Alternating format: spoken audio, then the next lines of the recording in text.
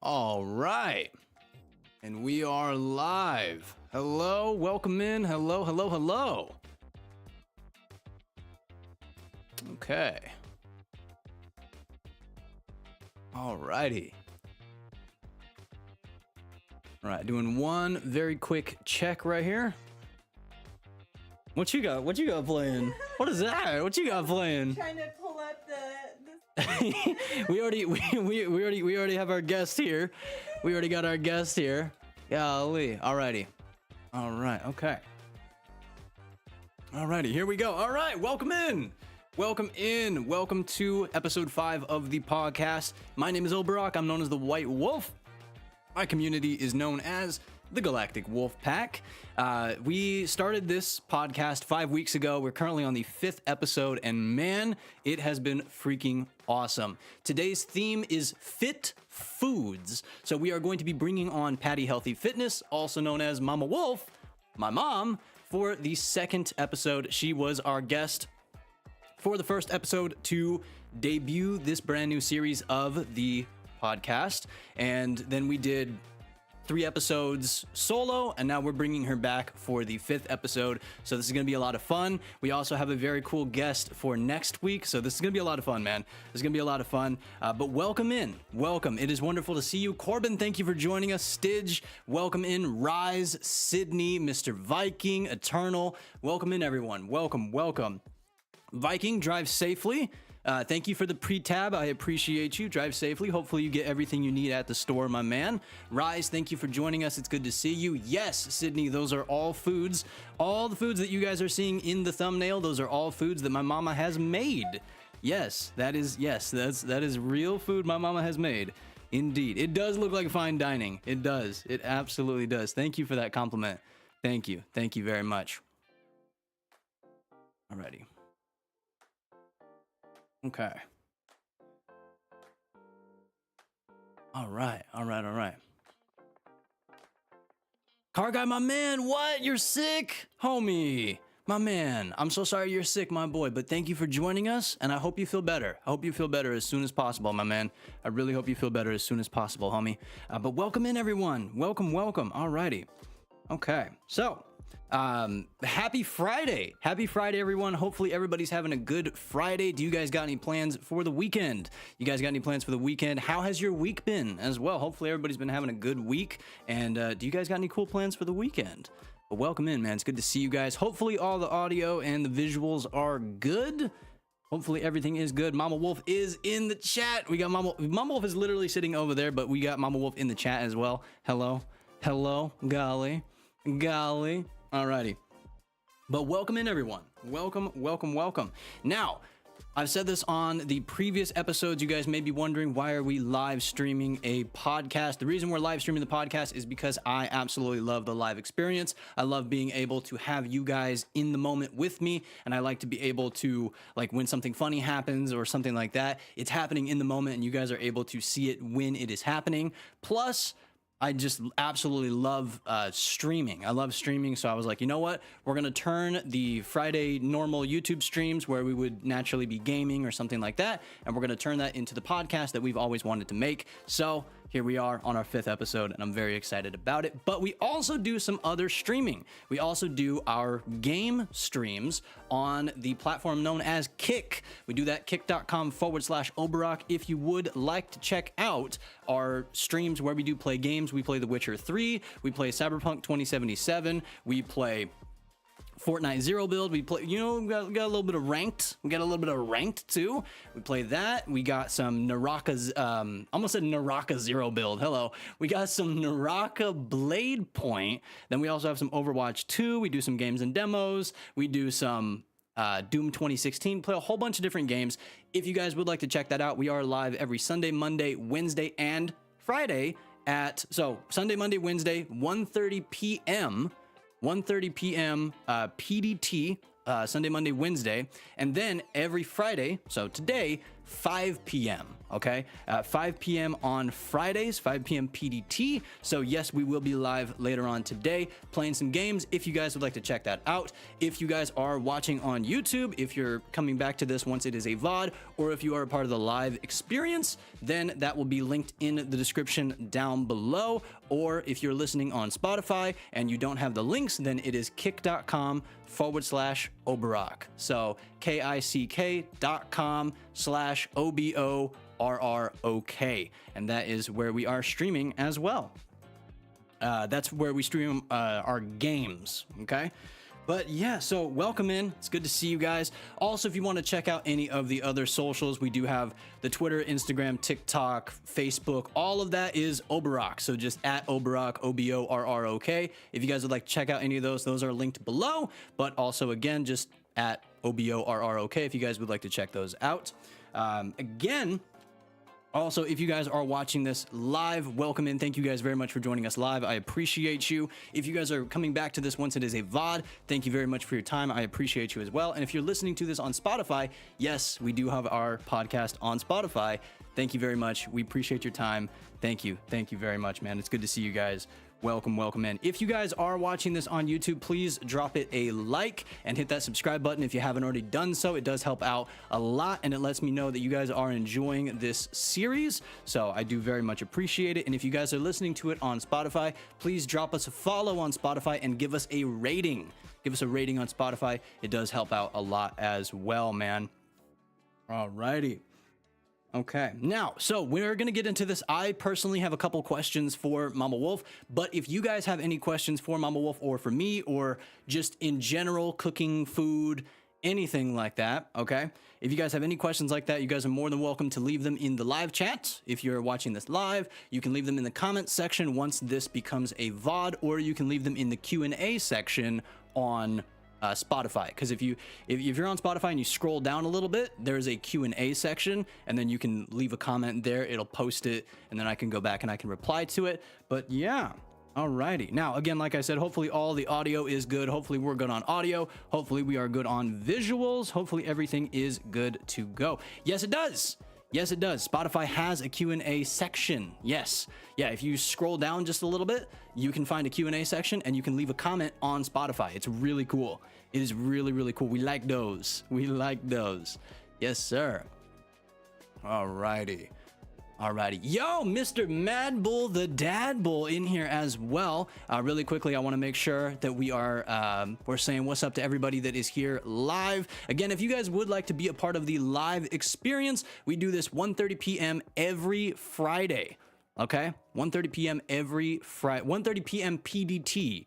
Every Friday on YouTube. Richard Torres, my man, Spaceballs, welcome in. Thank you for joining us as well. But what is going on, Eternal? What's going on, Spaceballs? Rise, Mr. Dad Bull, Car Guy, Stidge, Corbin, welcome everybody. Sydney, hello. I appreciate you guys. Thank you very much for hopping in here. Thank you guys very much for the likes.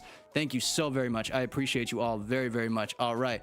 Let me change this. It's on the top chat. Let me change it for the top chat to the live chat. And now, so our guest today, like I said, our guest is Pattihealthyfitness, my mom, known as Mama Wolf. So if you guys would like to check her out, we do have her Instagram and her YouTube linked in the description down below if you guys would like to check that out. But we are going to be talking about fit foods. So Mama Wolf's experience with trying to alter her food and what she eats, how she has changed her outlook on food over the last year, and what she's done to create healthier meals, meals with more protein, and that kind of stuff. We're going to be talking about a lot of really cool stuff. We got some good questions. And again, if you guys have any questions, you can leave them in the comment section once the stream is a VOD, or you can leave them in the live section, or you can leave them in the Q&A section on Spotify. But let's get into this. Let's welcome our guest, Mama Wolf. Welcome in. Hello, how you doing? I'm gonna swap your seats here. I'm leaving a buns print. My bad. I'm leaving a big buns print. My bad. Sorry about that. Hello. Hi, everybody. And see, we actually swapped this around, so now you guys can see her better. I'm off in the corner, okay? I'm off over here. Alrighty. 'Cause y'all don't need to see me. You need to see her, bro. Come on. That's my mama right there. That's my mama. Hi, everybody. Thank you for coming. Alrighty. Get all comfy here. You Oh, already yeah, know. and by the way, I'm wearing my favorite color, and look at what it says, peep that. They might not be able to see it. Can't see A little bit it. more. Yeah, it says Yeah. Wolfpack. Look at that. Wolfpack. It says Wolfpack. Gotta Let's support go. the Wolfpack. Indeed. Dad Bull coming in here with the 99-cent super. Is that a super sticker? Woo. Is that a super sticker or a super chat? Oh my goodness. My man, thank you so much. I appreciate that. Thank you so Sheesh. much, All my right, man. thank you. I think you can actually scoot back a little bit more. Oh, if you okay. Wanna, if you want to lean little back bit a little bit more? more, there you go. Okay. All right. No, I think even more. Huh? I think even more. No, I'm good. Well, You I'm good. Okay, cool. Yeah, I'm good. All right. I gotta try to squeeze in here. I gotta like, you know what I mean? Can There I we go. scoot over here a little bit more? You should- yeah, you should be good. Hey, so you can scoot over close to me now. All right. I You don't bite. Yeah, you don't bite, right? Golly, she took a page out of my book. That's from the first Right, episode. right, Dang. right. So am I interviewing you or are you interviewing me? What's going on? I don't know, but I think know. we're just having fun. We're gonna bounce off each other, You already right? know. Have You already fun. know. All right. Hopefully so, it's entertaining for your Friday. TGIF Friday. Alrighty. Yo, they have wonderful TGI Fridays. Yes, Remember that? yes. Deadpool. Oh man. All right. So let's get into this, man. Let's get into this. All right. Okay. So Does let's. anybody have any questions to start? So, or should we we- just jump into so- yours and then we'll see what people got? So we do have one. We do got one. So Sydney says completely random, but did you get another haircut? Your hair looks even shorter for some reason. Yeah. I mean, does it look even shorter? No, I think because you slicked it. Ah, you it's got good- it yeah. wet and it slicked. Cause I slicked it. Yeah, You know what yeah, I'm saying? it's because it's wet. Right. That's Right. So no, I got a haircut. When did we get a haircut? Last Tuesday. Wait, no, not last Tuesday. Tuesdays? It was, well, a week and a half ago. A week and a Yeah, half about a ago. week and Okay, a half so ago. Yeah. not another Good mind haircut you. since then, but a week and a half ago. Yes. Yes. Alrighty. Yes. But welcome in everybody. Let's kick this off with our first question. Okay. Let's kick this off with our first question. I got my glasses on the top of my head because I'm a Well, dinosaur. so kind of like a real quick like intro thing. So just so you guys know that I'm not a nutritionist. Okay, I'm a nurse, but I'm not a nutritionist. So when we talk about this is specifically my journey and the foods that I've made to help me lose weight, but lose weight to get healthy.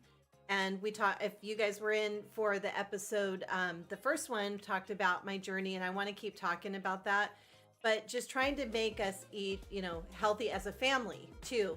And so my nutrition doesn't come from like a knowledge per se. It's stuff that I've learned. And I think a lot of things I've always known as a nurse and, things we learned growing up, but I'm not a nutritionist. And so what I have learned has come from experts in the field who have learned about nutrition. And I've been very careful to like follow their advice, but also make sure that, I'm always like researching more and more and more and finding that there is a, what's the word that you see that people kind of say the same thing. You always have to watch out. Like if you're trying to lose weight and someone says, oh, follow this plan, you have to make sure that you can see some consistency in that type of You're plan. noticing a consistency Yeah, of a yeah. credible source. It needs to be a credible source. It needs to be something you're following. And the most important thing is that it's for your body, because all of our bodies are different. Our goals are different. And you want to also go based on how you feel. And that's really important too. So if you don't feel good, you might not be eating enough. You have to adjust that. That's really important. So I kind of just wanted to preface that I am not an expert at all, that this whole thing we're talking about is just my journey and what I've done to eat healthier, and hoping to encourage everybody else to eat healthier, because we've got one life and we want to live it better. Amen. Yes. Amen. Yes. Very well said. Very, very well said. Again, if you guys do want to check out Mama Wolf, her links to her socials, her Instagram, and I need to put your Facebook too. Yeah. But her Instagram and her YouTube are linked in the description down below if you guys would like to check that And out. forewarning, I am very goofy. I do some goofy reels just like he does. So Ain't nothing wrong with that. no, they're funny. They're funny. I do some really inspirational ones that might make you shed a tear. And then the next one you might watch, you might be rolling on the floor. So, it's fun to get out there and like share my journey and make fun of it, but also, have it be very inspirational, because, it's a very touchy subject for a lot of people to be overweight and struggling, and maybe you've been teased or just really struggled your whole life. And so we want to have fun with it, but we also want to inspire people to be healthy too, and to do it the right way. Very true. Yeah. Very, very true. I appreciate your insight on that as well. Yeah. All right. So our first question here is, what is your earliest memory of food being important in fitness and overall health? Okay. So obviously growing up as a kid, you go to school and they teach you the food pyramid. We all know that. They teach you about nutrition. And so you're taught like how you're supposed to eat balanced meals. We talked about in the first episode how we watch Schoolhouse Rock, and they do all these little funny things like don't drown your food, like don't eat a salad and pour a ton of salad dressing. All those little messages that they were trying to send to you were really trying to talk about eating healthy. So we've really known it our whole life, and why we don't follow it, some of us, is kind of interesting. But my parents really were health conscious. So we had balanced nutrition. We ate, obviously what we could afford.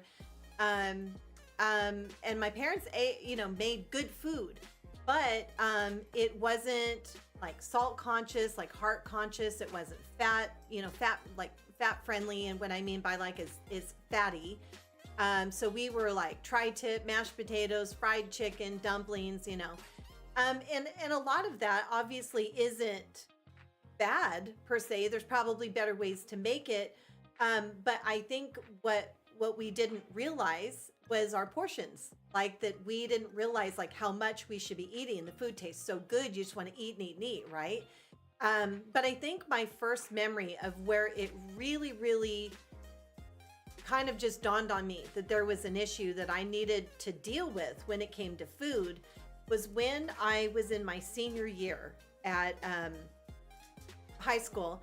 And I decided to go, half-time to college. So I did high school for half the day and then college for the other half of the day. And you were required to take 2 PE classes to get your degree.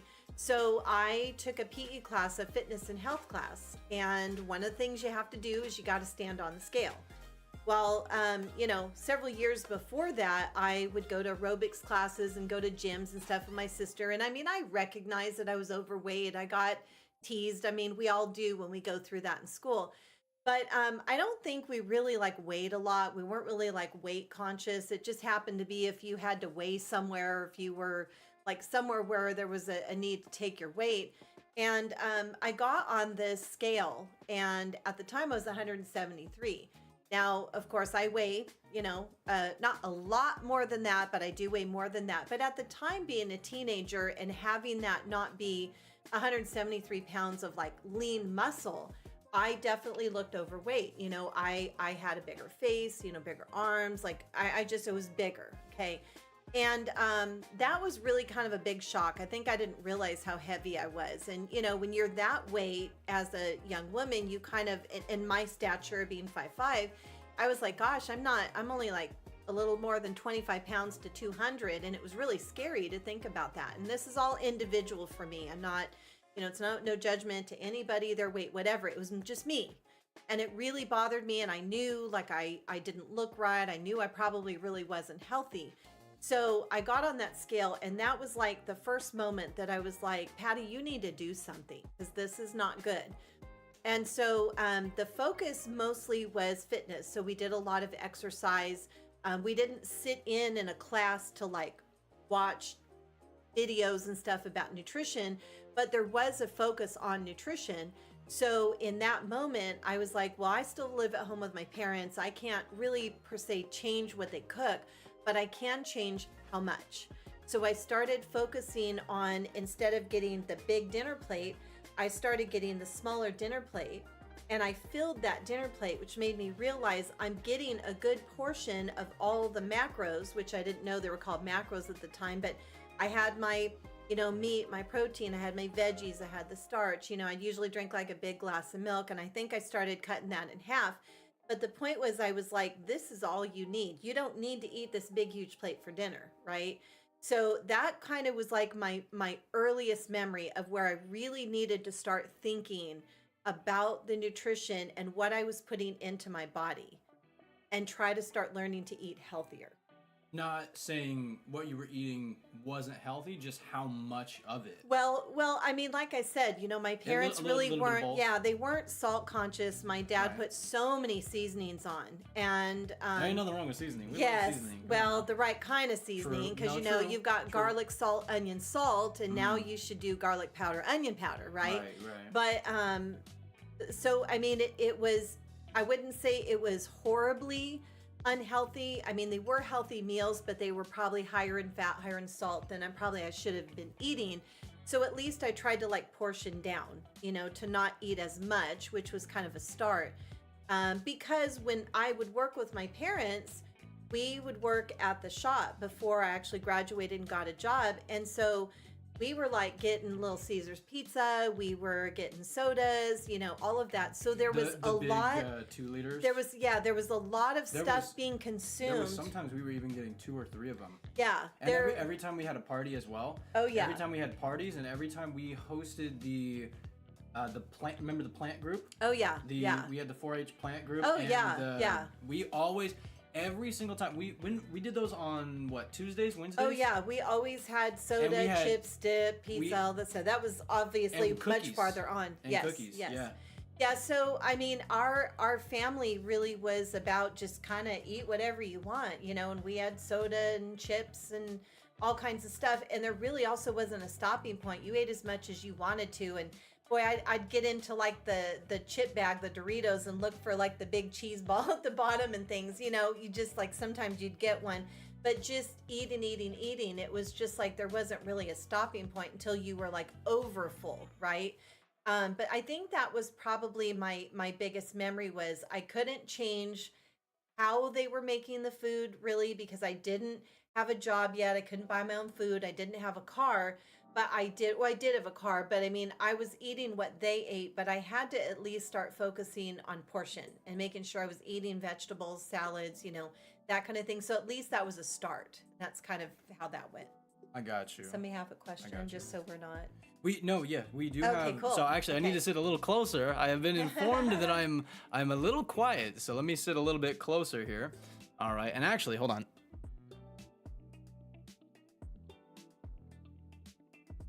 There we go. Let me make sure I got that tabbed up so I can see when the music's gonna end. But There you go. okay. So thank you for letting me know, Sydney. Thank you. Sydney says, "What do you make sure to always have on hand in the Oh, house for meals?" That's Great a fantastic question. That's yeah. a great question. That's a Oh my great gosh. question. Okay.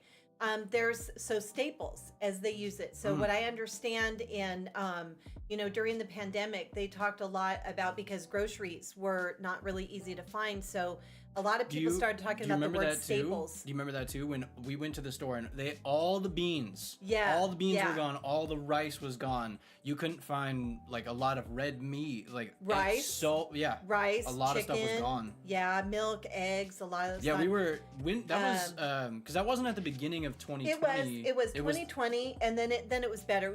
It was kind of like that mass panic, and then yeah. it was okay. It was not as bad. But so staples.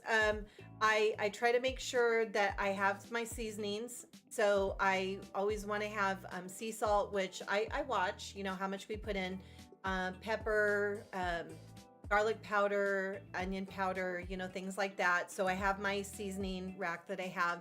I try to always make sure that I have veggies, at least that I have salads, lettuce, tomato, anything to make salads. I try to buy some frozen veggies that I can throw in the microwave. Love to get broccoli. It's so easy to just throw in there. Fresh, sometimes, you don't always cook it, then it goes bad, but at least frozen, it lasts longer. I try to always make sure I have fruit, yogurt. We try to have almond milk. That's a big thing. We try to make sure we have almond milk in because we use that for our shakes. I honestly wasn't a huge fan of it for a very Yeah. long time. I remember Grandma loved Yeah. almond milk. I'm not a big And I was fan like- of if I wanted a nice cold glass of milk, I don't think I would grab almond milk and drink it that way. I would probably still want to go to like cow's milk because that's just how I always was. Right. But I love the almond milk in recipes and I love it in shakes. So I really do like to have that. And I know it's a little bit healthier for you. So we try to focus on that. I'll always want to make sure that I have lean beef, chicken. I'll have that. I do keep rice and pasta. I'm looking, periodically try to look for things like wheat pasta as opposed to, white, but I still will buy like white rice because I love it. And I'll just, again, it's in portions. I'll have bread. I make sure we have bread to make different things. So kind of just making sure I have sort of the basics. And the goal is that the meals that I make, they'll use a lot of the same stuff. So it's not really difficult. And the really cool thing about what you said, Sydney, is like, what things do you want to have on hand? When I have kind of a good list of what I want to have, that I seem to be able to make most recipes with a few things I have to buy here and there, I'm actually saving money on groceries, which is like mind blown. Right. Like, you're eating healthy and we're eating good and we have food to eat all day long. So we're not needing to like snack a lot because we've got several things to eat, but I'm actually saving money on groceries. So that was like a cool thing too. Because groceries can be very expensive. Yeah, they can. And not just like monthly. That can be, you go to stock up a few things, maybe bi-weekly. And, if you're not getting the right things, it can be twice the price. So a twist along her thing is what things are staples, like what do you make sure you always keep? And the opposite of that is, what are you avoiding? So I'm not one that is trying to be super restrictive with things, but I am trying to make things healthier. So my goal really is to try to keep things out of the home that are really tempting to eat too much of. Although I'll still buy Oreos and then we'll crush them and add a little bit onto a dessert, but not to like have them and then you get a whole bunch. I do buy chips, but if we're out, I don't go buy them. If it's like not in the budget at the moment. So I'm trying to focus on not buying all the prepackaged stuff and trying to spend more effort on buying frozen, fresh, a few prepackaged and canned things to have that don't spoil.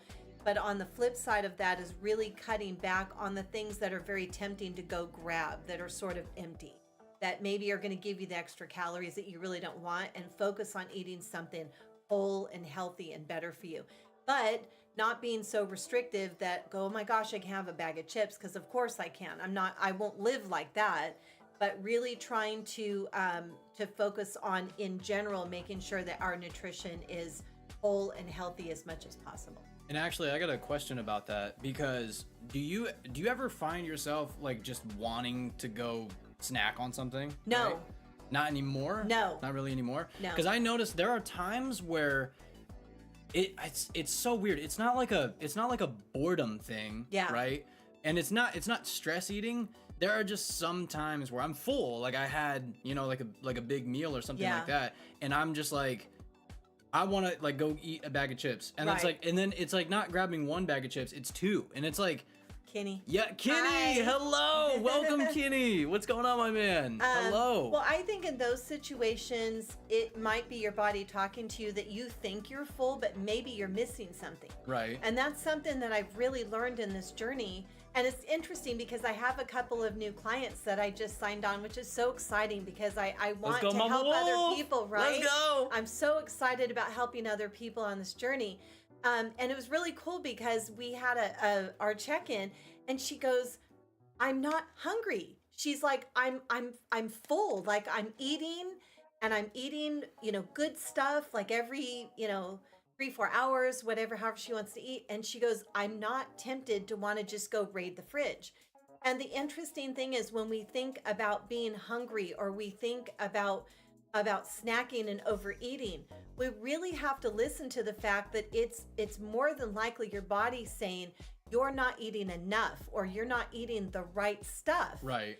And so now it's like, I'm not tempted to go to Taco Bell, although it's not the end of the world if I go, because I did have to go the other day for a reason with work. It was like I had to get something, right? And see, you can even change some things on the menu as well, because you can get something that is not technically as right. But that day, I'm gonna be honest, guys, I got myself the grilled cheese burrito. Oh, it was so good. And I got an icy. I think it was like a watermelon one. I didn't feel bad about doing it, because that's the thing. That's not sustainable to go, you can never have this. That's not living, right? But knowing that you can have something like that, and it's not going to make you gain weight by doing once. But can I do that all the time? No, because it really isn't healthy for me. But also, it's expensive. It's getting more and more and more expensive to do that. So those things, I don't call them treats per se, but they're things we allow to come into our plan and into our nutrition when we want to have it, and it's okay. And it just so happened that even though I planned my meal that day, I had it left over at the office in the fridge, and I had to go to see a patient, and I thought it was going to be a quick trip and just come right back, and it turned into like 3 hours. So when and then I was going to have to go get medication and come back, and it was going to go past my meal break. And I was like, I need to get something. Now, I could have picked something even healthier on the Taco Bell menu, but I was like, you know what? I'm good. You know what? I'm not going to worry about it. You know, it's okay. So, I do not find myself in a situation where I'm craving cookies, chips and dip. Like, I was a fiend for a big thing of sour cream with green onion dip and just sit with either Doritos or Ruffles and eat the whole thing. They know, right? I don't crave. Hey, I'm guilty of it too, man. That stuff is good. I don't crave that. That stuff is right? so good. Which is okay. And so now if I wanted to have that, I feel like I'm at a good place that I can have that for a party or something, and I don't have to feel bad because I can incorporate it in a way where I'm saying you can have this because you've established a routine where you're not going to do this all the time. It's to have when you feel like moderation. It, which is okay. Yeah. Yes, exactly. To have it in moderation. Exactly. You know, exactly. like a lot of, but we'll get into this more, but like a lot of like diets and stuff like that, they say, you know, you can't have any fast food, you can't have any snacks, absolutely. You can't have any of this kind of stuff because then you go off your plan, you're going off the diet, you're going off of this, and it feels so restrictive. Yes. And it feels like if you have one bad day, if you go to Taco Bell one time, if you do this, you fail. Yes. You know, yes. and then that can lead you into this like psychological horrible mindset battle of, you know, I failed, so because I failed, I'll start next week, and then that can turn into next month, and that can turn into next year. Yep. And it's like you didn't fail. You had something that might not have been a part of the plan, but that's okay. You know? The next day is another day. Right. Just pick up the next day. And see, that's the thing too. A lot of like what is it? Restorative.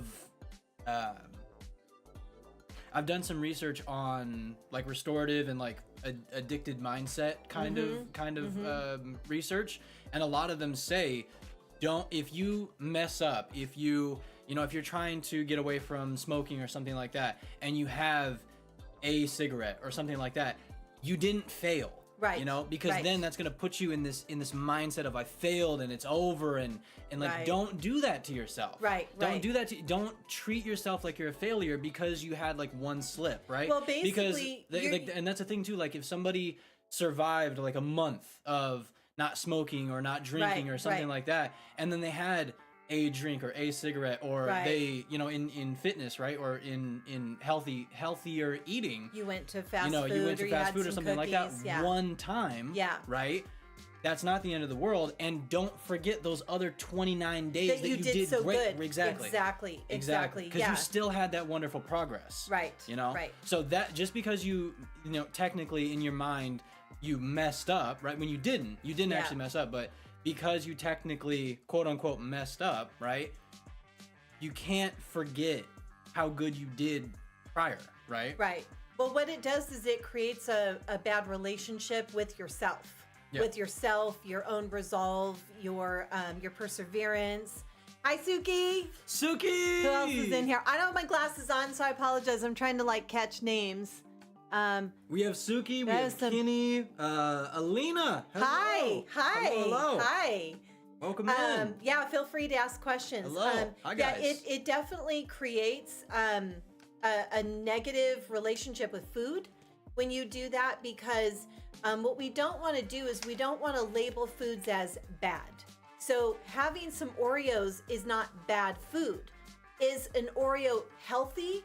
No, not really, because it's not really what you need for like sustainability. But if you want to have an Oreo, it can't possibly ruin what you've done.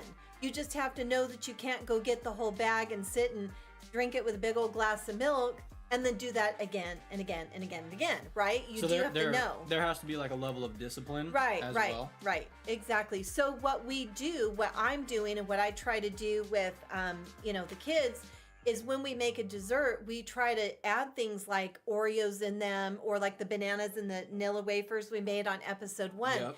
And you guys will see if you do look at some of the social media. And if you look at the different platforms, I do cross-platform. I put what I put on Instagram, Facebook, sometimes with TikTok, YouTube are all the same because I'm very busy and I don't have time to make something different for everyone.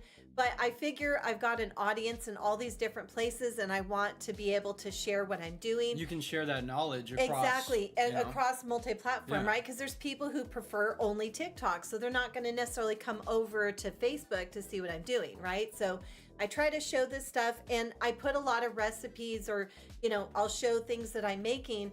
And I think it's really important that you eat dessert, that you satisfy that sweet tooth, things that you want. And there's ways to do it in a way where you can still get something healthy in it without overdoing it and like being excessive, with the amount of sugar you have. So like when we made the thing with the Nilla wafers, we use bananas, great for you. We use Greek yogurt, great for you. The spray cream, the whipped cream has like no calories and sugar hardly at all. We used like 5 vanilla wafers and we crushed like 1, no big deal, right? And then we used, I think like a tablespoon of like pudding and it was regular pudding mix, right? But because it was a tablespoon, it probably had like 10, 20, 15 calories or something. Right. You can burn that talking, right? Exactly. So, and you have that and it tastes so good. And you feel like you feel like you're having something bad, but in the way it really is good. And when you do that, you're not restricting yourself from, I have to have only this that was made from this box, or I can only have that. The reality is it's not sustainable. If I went on a trip and, with the kids, and there was no way for me to eat things that I would normally make at home, I would have to be able to adjust to be able to eat what's available if we were to go for a week at Disneyland, right? I was just thinking that. Some people go and they just eat and eat and eat, on their trip. And you know what? That's perfectly okay. If you gain 5 or 10 pounds on your trip, whoop-de-doo, just go take it off again, I guess. But for me, if I went to Disneyland, I want a churro, right? I want to have those things. But I think what I would also do is I would go, okay, let's get a healthy breakfast in there, right? If I wanted to have like I think Disneyland has like the grilled cheese and tomato soup. If it was 2 grilled cheese sandwiches and tomato soup, I could give one the grilled cheese to Obo. Right? Who has the bread bowl? The big bread bowl soup. The river, like the river, not River Bell, but it's something like that. It's in like Disneyland? Yes. Okay. Yes. So I was thinking that was big California old bread Adventures. bowl, right? No, it's a big old bread bowl, and they scoop it out, and they put the bread on the outside, and they fill it with beef stew. It's so good. And so we eat it's the so beef good. stew, and then you eat the little bread pieces, right? But the bread bowl itself doesn't necessarily have to be eaten. We end up eating it anyways. But you have that, and then they have like a salad, and you get fruit. You can eat really good at Disneyland. You really can. It doesn't have to be bad food, right?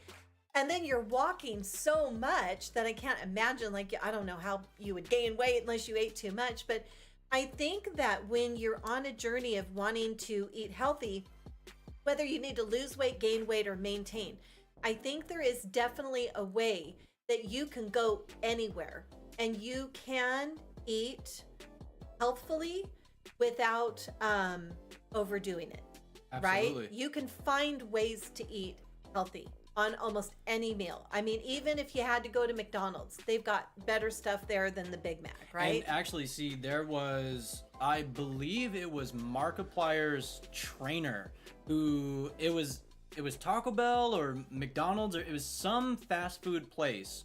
And he said, he was like, I'm going to try something and I'm going to eat at McDonald's every single day for a month. And he said he's either going to lose weight or he's going to put on muscle. One of the two. I'm forgetting exactly. But he said, I'm gonna do this. And he said, everybody I ran this by said, you're crazy. You can't, Eat put it on at muscle McDonald's. or what. And he did. Yeah. He actually did. He Yeah. did it. He did it for a month, and he actually did it. And Yeah. that's the thing. You can have fast food. You can have snacks. You can have these things, and they're not per se bad for you. Right. You just have to have moderation, and you also have to have the discipline to not have them all the time. Yeah. And then also have something that's maybe similar, Right. But maybe not, go get a big old giant ice cream or something like that. Maybe make it at home and make it a little bit healthier. Right. And actually with that, so Dad Bull has a question that actually ties into a question I have later. Okay. So we'll explain that. But Dad Bull says, after quitting my job to stay home and homeschool, let's go homeschool! Homeschool! Let's go! To stay home and homeschool, I have gone from a fairly healthy 185 to about 245 pounds. Being marked to a nurse, we have learned that the food pyramid is really skewed. Oh, being married. Married to a nurse? Oh, yeah, being married, okay. being married to a nurse. Got you. Yes, it is. It is. The food pyramid is really skewed. And so when I mentioned the food pyramid, I did mention that because that was like an early memory of nutrition being a kid. And at the top, of course, is like your fats and your sweets. And then they had, I think it was like dairy and then meat and fruits and vegetables. And it is very skewed if you think about it, because if I'm not mistaken, the grains are at the bottom. And what we have found is that while grains are good, grains are what you get, you do get protein from them, you get your carbs, your good carbs, right? However, what we need to understand about carbs is that because it is the body's first energy source, your body needs carbs. And so I want to preface by saying, that's why these diets out there that restrict your carbs or you eat no carbs are not sustainable. Will you lose weight? Yes. But it's not sustainable, because as soon as you have to be on, let's say, the brat diet, if you're sick, okay, bananas, rice, apples, toast, all right, anything like that, you are then going to have to eat more than your body's used to, and you're going to put weight on. So you have to incorporate carbs, and you want good, healthy carbs, right? And there's ways to get that, fruits, vegetables, all that. But you need the grains. The whole grains have good stuff in them. The problem, though, is that if you eat too much or more than your body needs, your body is going to store those carbs as glycogen, which your liver stores as fat. So if you eat a lot of carbs, that's why you gain weight. Because if you're not exercising to burn and you're eating more than your body needs, your body has to store it. It's not going to eliminate carbs. It has to store it. There are certain things our body will eliminate if we eat too much of, certain vitamins and things we get rid of, roughage and, fiber and stuff like that. But there are carbs that will store, and you will gain weight because your body has to store it. So that is a big problem if you're not ramping up your exercise. Although, just a little preface is that there are things that say, oh, well, if I eat a piece of cake, I'll just go ride my bike or go run. What that does is that creates a negative relationship with food. In order to have this cake, I have to go run. No, you can't do that. You need to exercise every day to move your body to prevent injury and to give to strengthen your heart and to strengthen your bones and muscles for aging, for falling, for things like that. Very important to get that exercise to keep your body metabolism up, but you don't want to do it because you had a piece of cake. Right. Yeah. So you're right about it being skewed. And so I think the problem was they had to take a look at that and go, we're basically telling people that the majority of what they should be eating is the carbs, the grains. Right. And actually it is skewed. It really is. And even the fruits were right at the top. And I think what we're finding and realizing over time that this wasn't working for people, and that we really need to put a bigger focus on, yes, the vegetables are very important, a good level of fruits, lots of protein, like good amounts of protein. So figuring out what your body needs for protein, yes, getting your grains in, but making sure they're whole grains and making sure it's not like your sugars, because your body's going to burn the sugar first for energy because it's simple and it's what your body can use fast. Your complex carbs, the body has to work harder to work on it.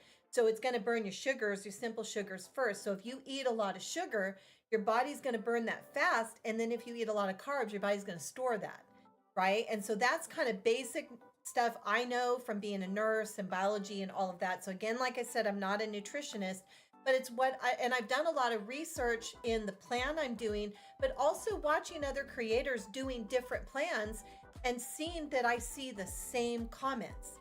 That they say the same things, that protein is important, vegetables are important, good healthy carbs are important. Yes, you need fruit, and you'll have diets that say no fruit. Oh, please don't do that. That's not good, right? So yes, we really need to take a look at our nutrition and find a better plan. And that food pyramid, was definitely very skewed. So Rise says, question, what are some, thank you, by the way. Yeah. Rise says, question, what are some healthy foods for you? My mom's been trying to find out how to lose weight. Oh, okay. What would be like a couple healthy foods off the top of your head? Okay, well, I can tell you basically, Rise, you can tell your mom that there is a ton of healthy foods, okay? So you want to break it down into a couple of different things. So like we were talking to Dad Bull about the pyramid, if you're going to talk into groups, let's say you're going to talk about the carbs. What's healthy carbs? You can have bread. You can have pasta, things like that, but they need to be in portions. And if you can go more for the ones, I don't know if mom is gluten intolerant, so I'm kind of assuming maybe she isn't. So if she isn't gluten intolerant, then go for things like your wheat bread, but maybe when you make a sandwich with the wheat bread, do one slice and make a half a sandwich instead of a whole. So that's more of a portion thing as opposed to, is it healthy? There's good healthy bread out there, so you want to check your labels. I'm not big on checking calories. I will preface that. I use a container system, but I use it now because I've done it long enough. I do like scoops, or I already know my portions in my head, but we have containers to kind of be a guide, right? I don't sit and stress about calories. I don't want to do that. It's not sustainable. And right? If you do that, actually, if you don't eat enough, or if you eat too much, that's also part of the mental... I didn't eat enough, I ate too much, Right. and then you're going to feel like you failed, right? Right. So I try to make sure that I feel full and that my plate is balanced, right? Right.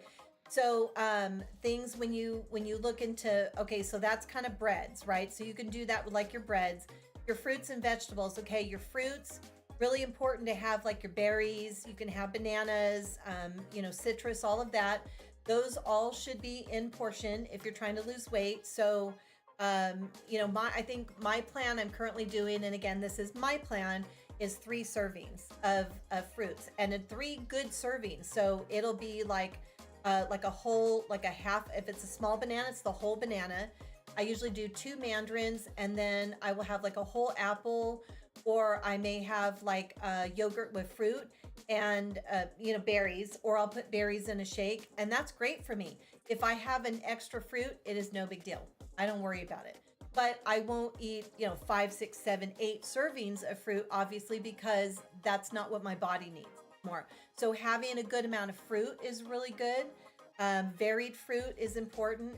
And then vegetables, have lots of vegetables, salad, zucchini, carrots, all that stuff is really important to have, and eat a lot of. Like eating a lot of vegetables is really important for you, but obviously in the right portion. Again, with your meats, I'm not a fish person. I don't like any seafood. That's okay. I'm sorry. I know probably a lot of you do. I can't do fish. But I will do turkey. I will do chicken. I love ground turkey meat. I will do beef, but my beef is usually either 93-7 or 80-20, or 80-20, so that there's less fat in it. I used to cook at home, always bought the 73-27 because it was the cheapest. And that was just, every time you made it, it like had so much fat in it that you're draining it off. And now I hardly have any fat that drains off when I make the red meat. But lots of chicken, so having that good. If you're not really big on meat, if you're more vegan, then there's lots of different veggie options. If you're If you want to have maybe a more pasta feel, but you're like, maybe I've capped out on my pasta, there's all kinds of pasta that is made with fruit or veggies, right? So like one of the things that's super cool is riced cauliflower. Never ate this stuff in my life, right? And I started seeing this and I was like, riced cauliflower? You know, I kind of made that face like, that does not sound good. Well, I took a chance and decided to make it, and I found it over at Walmart, and it's in, you know, a decent container, a decent package, and you microwave it. What I started doing was I would make my white rice, like my cilantro rice, and I would mix that in with it. And then I would have this cilantro rice when I make my chipotle chicken bowl or steak bowl. And so you're getting the rice feel, which it has rice in it, but half of that is rice cauliflower. So you're getting the veggie in there. And it doesn't even, it blends so well with it. Yeah. It doesn't even taste like it. It tastes just like rice. Right. Like just a normal bowl. And then I did it again with red potatoes, and I made mashed potatoes, and to thicken it up and make it go further, I added the rice cauliflower in there, and I had a little bit of butter, almond milk, and salt, and it was mashed potatoes, but it had veggies in it, and it was like so cool, right? So there's lots of things, Rice, that mom can find. And you know, if she ever wants, have her drop a follow, and I'll talk to her and I'll make some suggestions. She can drop a follow on Facebook, YouTube, Instagram. Instagram and Facebook are probably the easier ways for me to chat with people if they have, you know, questions. There's lots of resources on the internet. I do have a really good plan that I follow, so people are always welcome to take a look at that. And I do encourage and help people and coach people on that plan. But it's really just comes down to eating a very balanced nutrition in the portions you need, and then get your body moving, and water. I was not a big water fan, and I drink water now, a lot of it. So those things, sleep, keeping your stress down, it's really kind of a whole picture. Your nutrition is very important, but all those other things come into play. Very true. Very, very true. Alina says, y'all are my therapy. Oh, that's very kind of you. Thank you. That is very, very sweet of you. Thank you so much. Then Kinney says, when I was in treatment, I was on a strict diet, but often I usually didn't eat because I was always too nauseous after appointments. So for months, I had trouble just eating regularly. Yes. And that's the thing that I do want to say, and I'm glad you brought that up, Kenny, because that's a really tough place to be. And so I will say this, when it comes to nutrition and weight loss, when you have a medical condition, like what Kenny mentioned, or you have hypothyroidism or things like that digestive issues or whatever, sometimes you have to be on strict nutrition because your life may depend on it, your health, your healing may depend on it. So those are tougher places to be because you do have to follow something. If you have, you know, gut issues, like I mentioned, if you're you know, having, like, let's say a lot of like loose stools, tummy issues, and like nausea, you have to maybe be, let's say, on the brat diet or clear liquid diet. Those things, yes, or you're recovering from surgery, or, you know, you've had a tooth pulled. When you add a medical condition into there, you're going to have to be stricter about that, yes. But the good thing about that, and the hope of that, is that it's a short enough period of time where you can follow that plan because you need to for your healing, and then hopefully get yourself to a better place health-wise. But when you feel nauseous, it is really, really hard to eat. And that is a huge, huge challenge. It really, really is. So I'm going to go get you a water here in just a second, but I'm going to leave you with this question very quickly. Okay. So Stidge has a wonderful question and says, with the rise of food delivery services, how are you making healthier choices in the face of convenience and instant gratification? Gotcha. That's such a great question. Okay, so that's where meal planning comes in. I know a lot of people, you guys have probably seen, if you've watched on the internet, you'll see a lot of people meal prepping. So they'll prep maybe a big meal and they'll put it into the containers. I think that's part of where that came from. So First, I would say, obviously, a lot of you do know that we moved, and we moved to a little bit more of a remote area where not everything is super close. If we wanted to get something to eat, we can. But with the gas prices the way they are, it's very expensive to just go, I feel like having, DeChicos, and we drive, and you're spending all that money in the pizza, all the money in the gas. It's like, so that's why it's a once in a while. I don't do any food delivery service. I did do Instacart for a while, but that's when I had Grandma Wolf and it was a little bit harder to get out. But I don't do it only because we are trying to save money as much as possible. So, and we don't do, what's that one called? Where you can get like somebody bring food to your door? DoorDash. Yes, we don't do DoorDash because we know it's expensive. Every once in a while we will, but we don't. Especially us, we freaking live out in Yeehaw Town, bro. Exactly. Golly. So that's it's not. Gonna be $50. Hi, Nikki. It's gonna be $50 just for the tax to come out here, man. So that's more of a financial thing. Like we're trying to be really careful with our money. So it's definitely not a gratification thing as much as it is trying to save money. So there was a time, let me tell you guys, oh my gosh, especially during the pandemic, we were picking up food all the time. Didn't feel like eating. Depression was kicking in. Sometimes there was no food, in the store. We got really creative and we tried to make a lot of really cool foods. We actually survived some of what was going on in the pandemic by making theme foods. So we would watch a movie and we try to find something to make that fit with the movie. We didn't do, so we were doing like superhero movies and stuff like that, and we didn't do shawarma from Avengers, but we did baklava.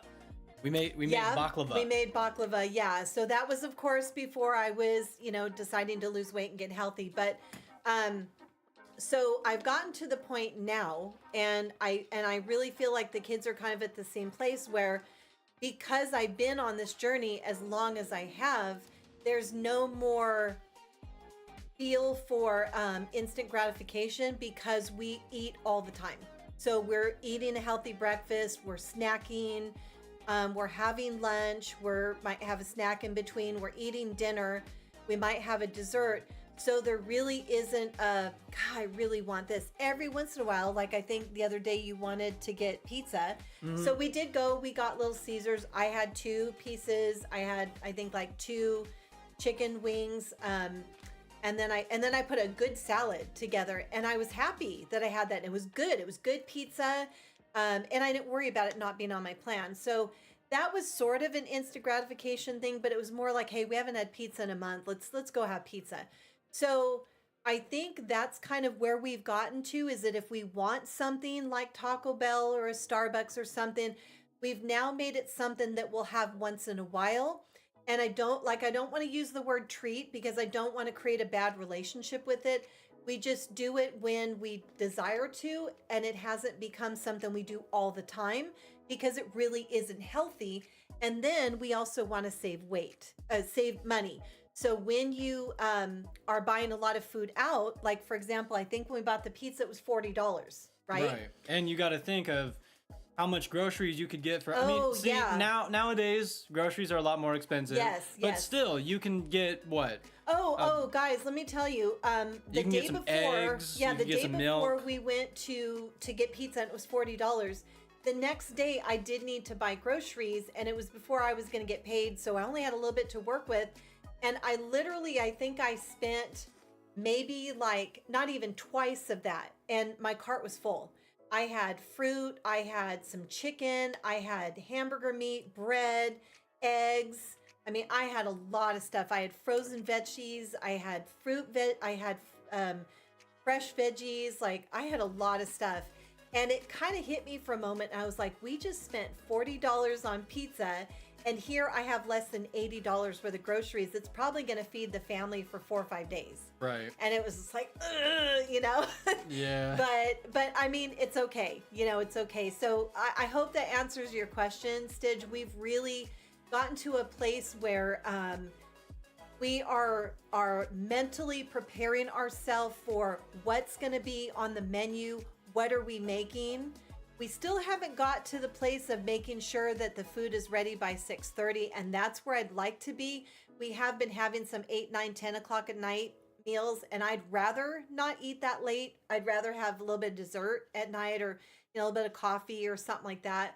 So we're still working on that. This is still very much an adjustment, but I do feel like because we are reminding ourselves to fuel our bodies and keep the fridge stocked and keep meals prepped, we tend to not want to overeat. We tend to not want to go out to eat as long as we've prepared ourselves. So that's kind of how we've dealt with that. So Alina says that they really like Red Bull. They like Red Bull, and they like Monster. And you can talk to that a little bit as well, because sister and I. Yes. Sister still, me no more, but Yeah. Monster was like an integral part of my day to day for years. Yeah. And I mean, what would? Well, okay, so for me personally, I don't do any of the energy drinks because of the caffeine. Because I did have heart palpitations, high blood pressure, chest pain, and I was drinking coffee that had caffeine in it. And so I started going to decaf, and my cardiologist was like, did it make a difference? And I was like, well, I've only done it for like a couple of weeks, so I don't know. And he was like, well, that's not the problem then.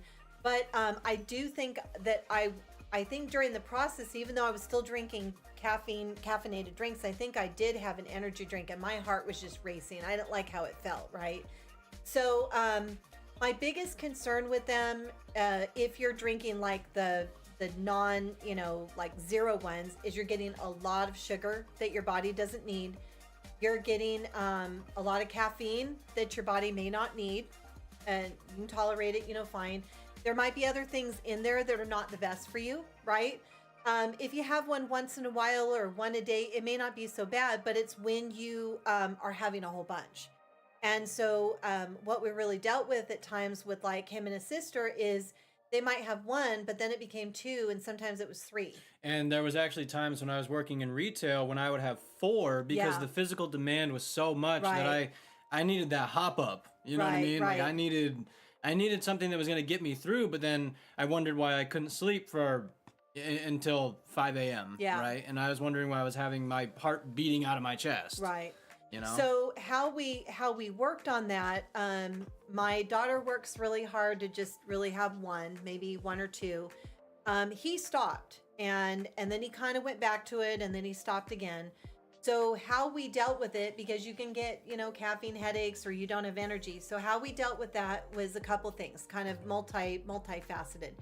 Number one, I told him, you got to get good sleep. You have to make sure you're sleeping appropriately. That's very important.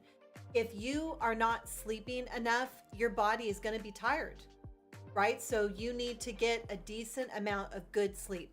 You need to get your exercise. That helps a lot with energy level, right? There are things that you can take that are maybe a little bit healthier, right? For like pre-workouts or things like that. You want to be careful that you look at what's in them. But I think I would say that if you found a healthy pre-workout would probably be a better option than the energy drinks, because sometimes they can have the up and then the crash. Right. Where I think some of the energy things, that some of the pre-workouts will give you that energy and then kind of level off a little bit because you're working out while you, like right before you take it and you work out. I can't speak to all that too much because I personally will not drink them. I get my energy from sleep and exercise, and then I make sure I fuel my body.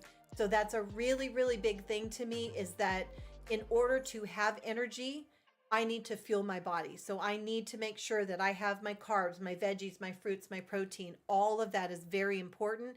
And by doing that, I do have the energy. So I don't need an energy drink. I don't need any of that kind of stuff. And I can actually talk to that as well. Being somebody that was dependent on energy drinks for so long, and I had to have, 200, 300, 400 milligrams of caffeine every single day. And I realized how stuck I felt in needing that. And then how horrible I felt trying to get away from it as well, Yeah. right? I noticed when I started sleeping better, when I started eating better, and I was hydrating and I was working out, I was moving my body, I felt so much better than caffeine ever made me feel. Right. And it's not saying caffeine is bad for you, not by any means, but if you are dependent on it like I was, and you're getting it from a source like 4 Monsters that have, 200, 300 milligrams of sodium per can, 60 grams of sugar, right? And you're drinking 4 of those every day to function. For me, that was not healthy. So I can definitely speak to that as Yeah. well. When I started exercising and I started actually being consistent with eating well and actually hydrating and making sure that I was getting good sleep, I felt so much I felt so much better than caffeine ever made me feel. So it just comes down to, again, moderation, and it comes down to, do you have a dependency or do you just have one here and there to help you get through the day, right? And really looking at the whole picture of your health too. If the rest of your health is at a good place, then you're going to be okay. And if you have one once in a while, or you have one a day and you feel okay, I'm not going to tell somebody you can't drink Monster, you can't drink this, because Right. again, it comes down to then you're saying you can't have this. So you have to really look at your own individual place and go, can I have a Monster and I feel okay? It's really up to you. If you feel like you're having too many of them, then that's a different story, right? So it's really just kind of where you guys, feel like you're at, and just really sharing kind of how we went, because for him, he was dependent on it for energy. And I really had to work with him to help him understand, as I went through my journey, you don't need that for energy. If you want to have it kind of socially, or a little something to have because you're getting ready for stream, or a little kick me up in the morning or something, okay? But there's so many different things you can do to help along with that to boost your energy, right? So I got my second question for you is, by the way, Oh hi my Crow. Hello. Look how cool. This is my favorite stream. Thank you so much, Thank you Alina. so much. That is very sweet That's of you. really sweet. Thank you. My second question for you is, how many diets have you tried over the years, and did you personally see any success in those diets? Okay, so coming back, if you guys heard the one that I talked about when I was portioning, that was just eating from a smaller plate. So I wouldn't really call it a diet, but I did use that word all the way up until last year. I'm on a diet. And I will preface to say that that word is never said anymore like that. I am not on a diet. I didn't ask you this already, did I? What? The second question. No, Okay. no. Okay. I'm But just like, wait a minute. I was like, we're wait. having so much fun talking. Right, exactly. We're just talking so much. I'm like, did I ask you this already? This is what's cool about a don't know. podcast, because you're just Right. shooting the breeze, right? Having fun. In an hour, I'm gonna be like, hey, so I got my second question for you. You can be like, dog, you asked me that 3 times. Right, What? right. In that, so I don't use the word diet. I focus on nutrition, my nutrition, right? So that one, what I really did, because I really didn't call it a diet, or it wasn't anything I followed, it was just eating in portions. So I will say that 3 times in my life, this one being the third, that I had success with portioning. So I will tell you, from somebody who has struggled from age 15 to now 53, the only thing that has ever worked and been sustainable, even though there were 2 times that I gained the weight back, the only reason they were sustainable was because I portioned. It was portion control of healthy, balanced nutrition. That is what I would say for sure, is if you had to call it a diet that works. I did, let's see, when I got into college, and I don't remember why I did this, if it was, I wonder if this was during the summertime before that one. I did do the Atkins diet. I don't know if anyone knows that. My mom, that's a very old diet. That one, you're doing like black tea, black coffee. You might have like an egg. I mean, it's like 800 calories. Okay. I will tell you guys 100%. And, I can get opposition if anybody has it, but I'm going to tell you right now, Nobody, unless you're dealing with, an illness or something and you cannot eat, nobody should be eating under 1,200 calories. Nobody. Your body cannot sustain that. It really can't. We all have an energy output our body needs from talking and sleeping and walking and working. We have to have food. You have to eat. fuel your body. And so if you go on a diet and it's 800, 1,200 calories, are you going to lose weight? Are you going to maybe lose massive amount of weight? Yeah. What are you going to do when you have to go back to that normal, or you lose all your weight? What happens when you have no more fat left? Are you going to start building your muscle? Because if you don't, as a nurse, I can tell you that I see this in people who are sick, which is a totally different aspect of this, right? This isn't a nutrition. This is someone who's sick.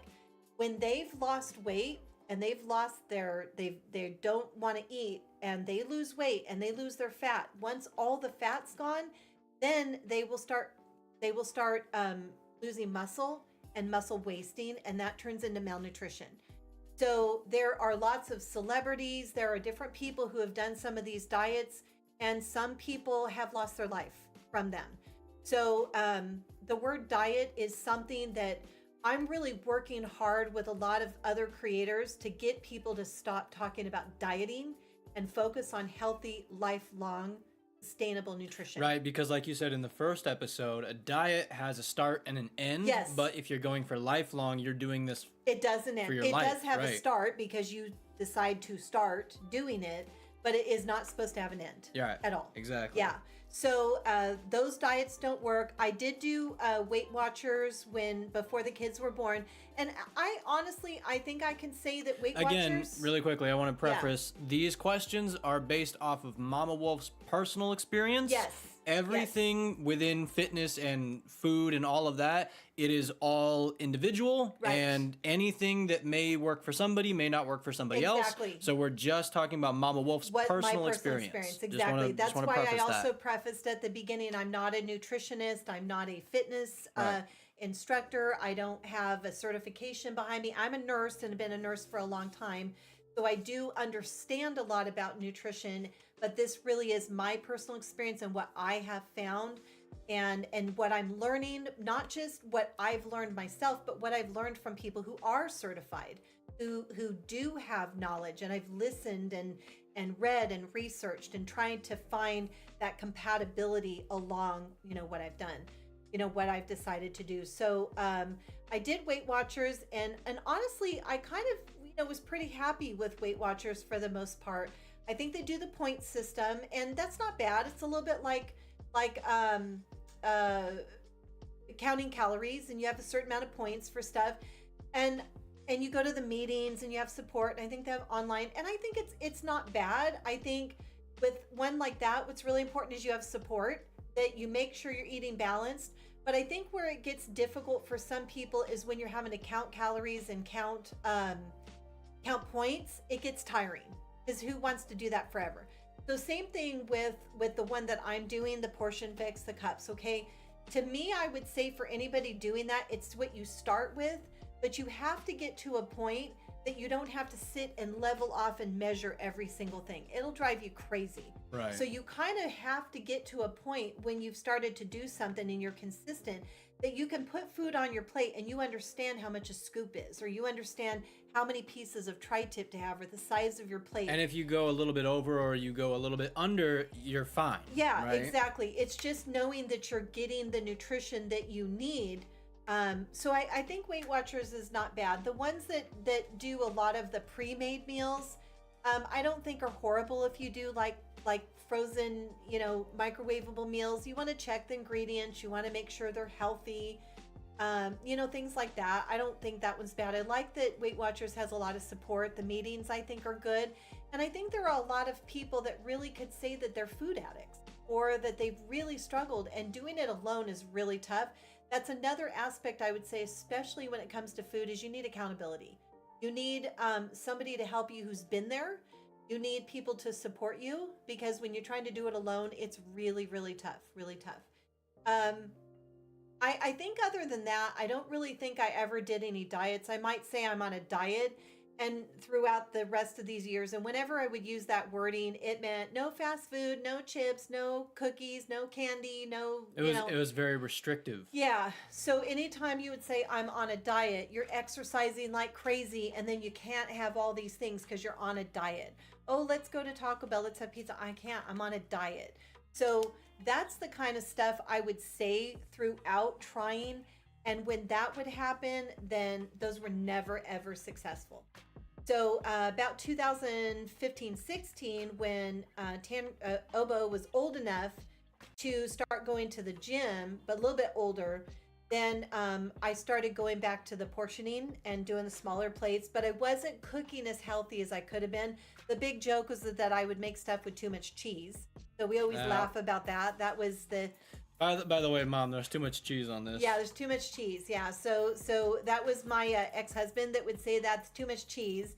And we joke now. We laugh like crazy. The funny thing is too, there was too much cheese, but he was the one that was getting 4 and 5 plates. Yeah, he'd be the one to go for seconds and thirds. Yes, but there was too much cheese on it, right?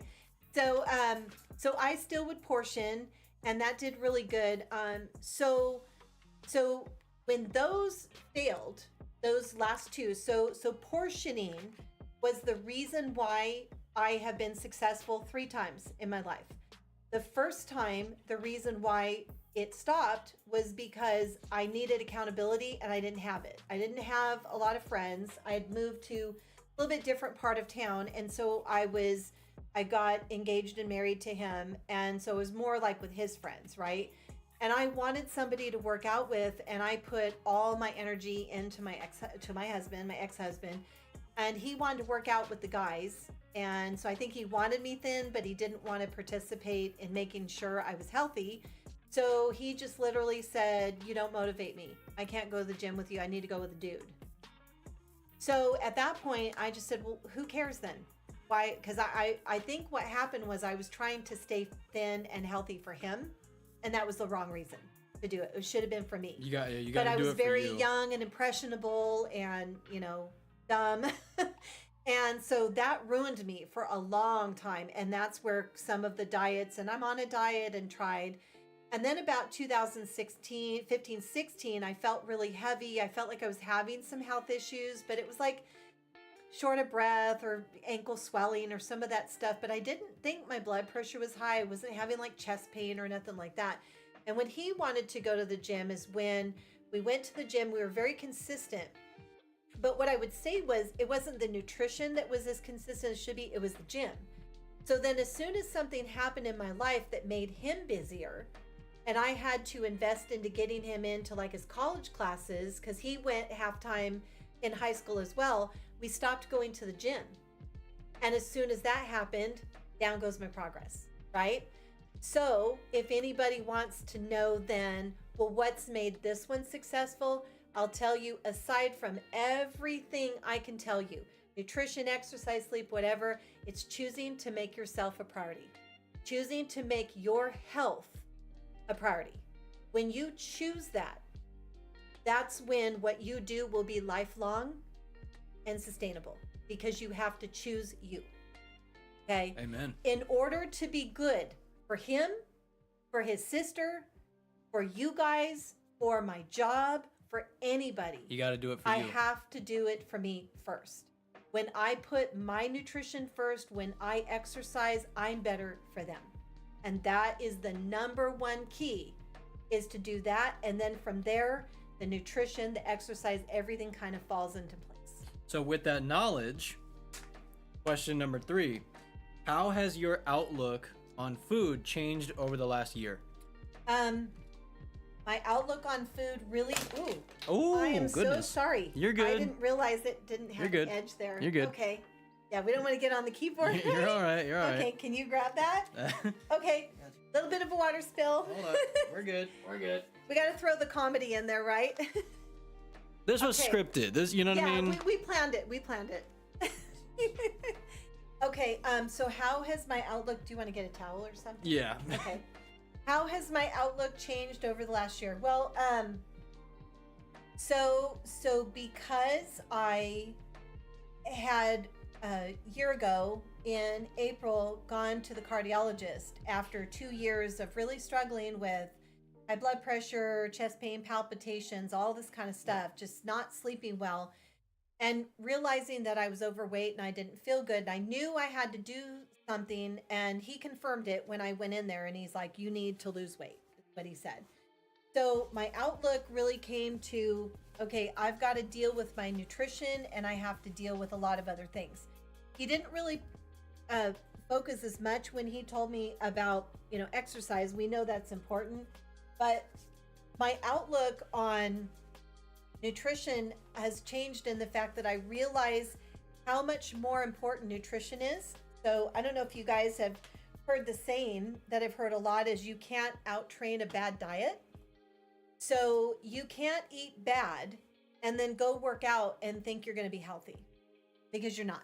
I'm going to go use the restroom very quickly.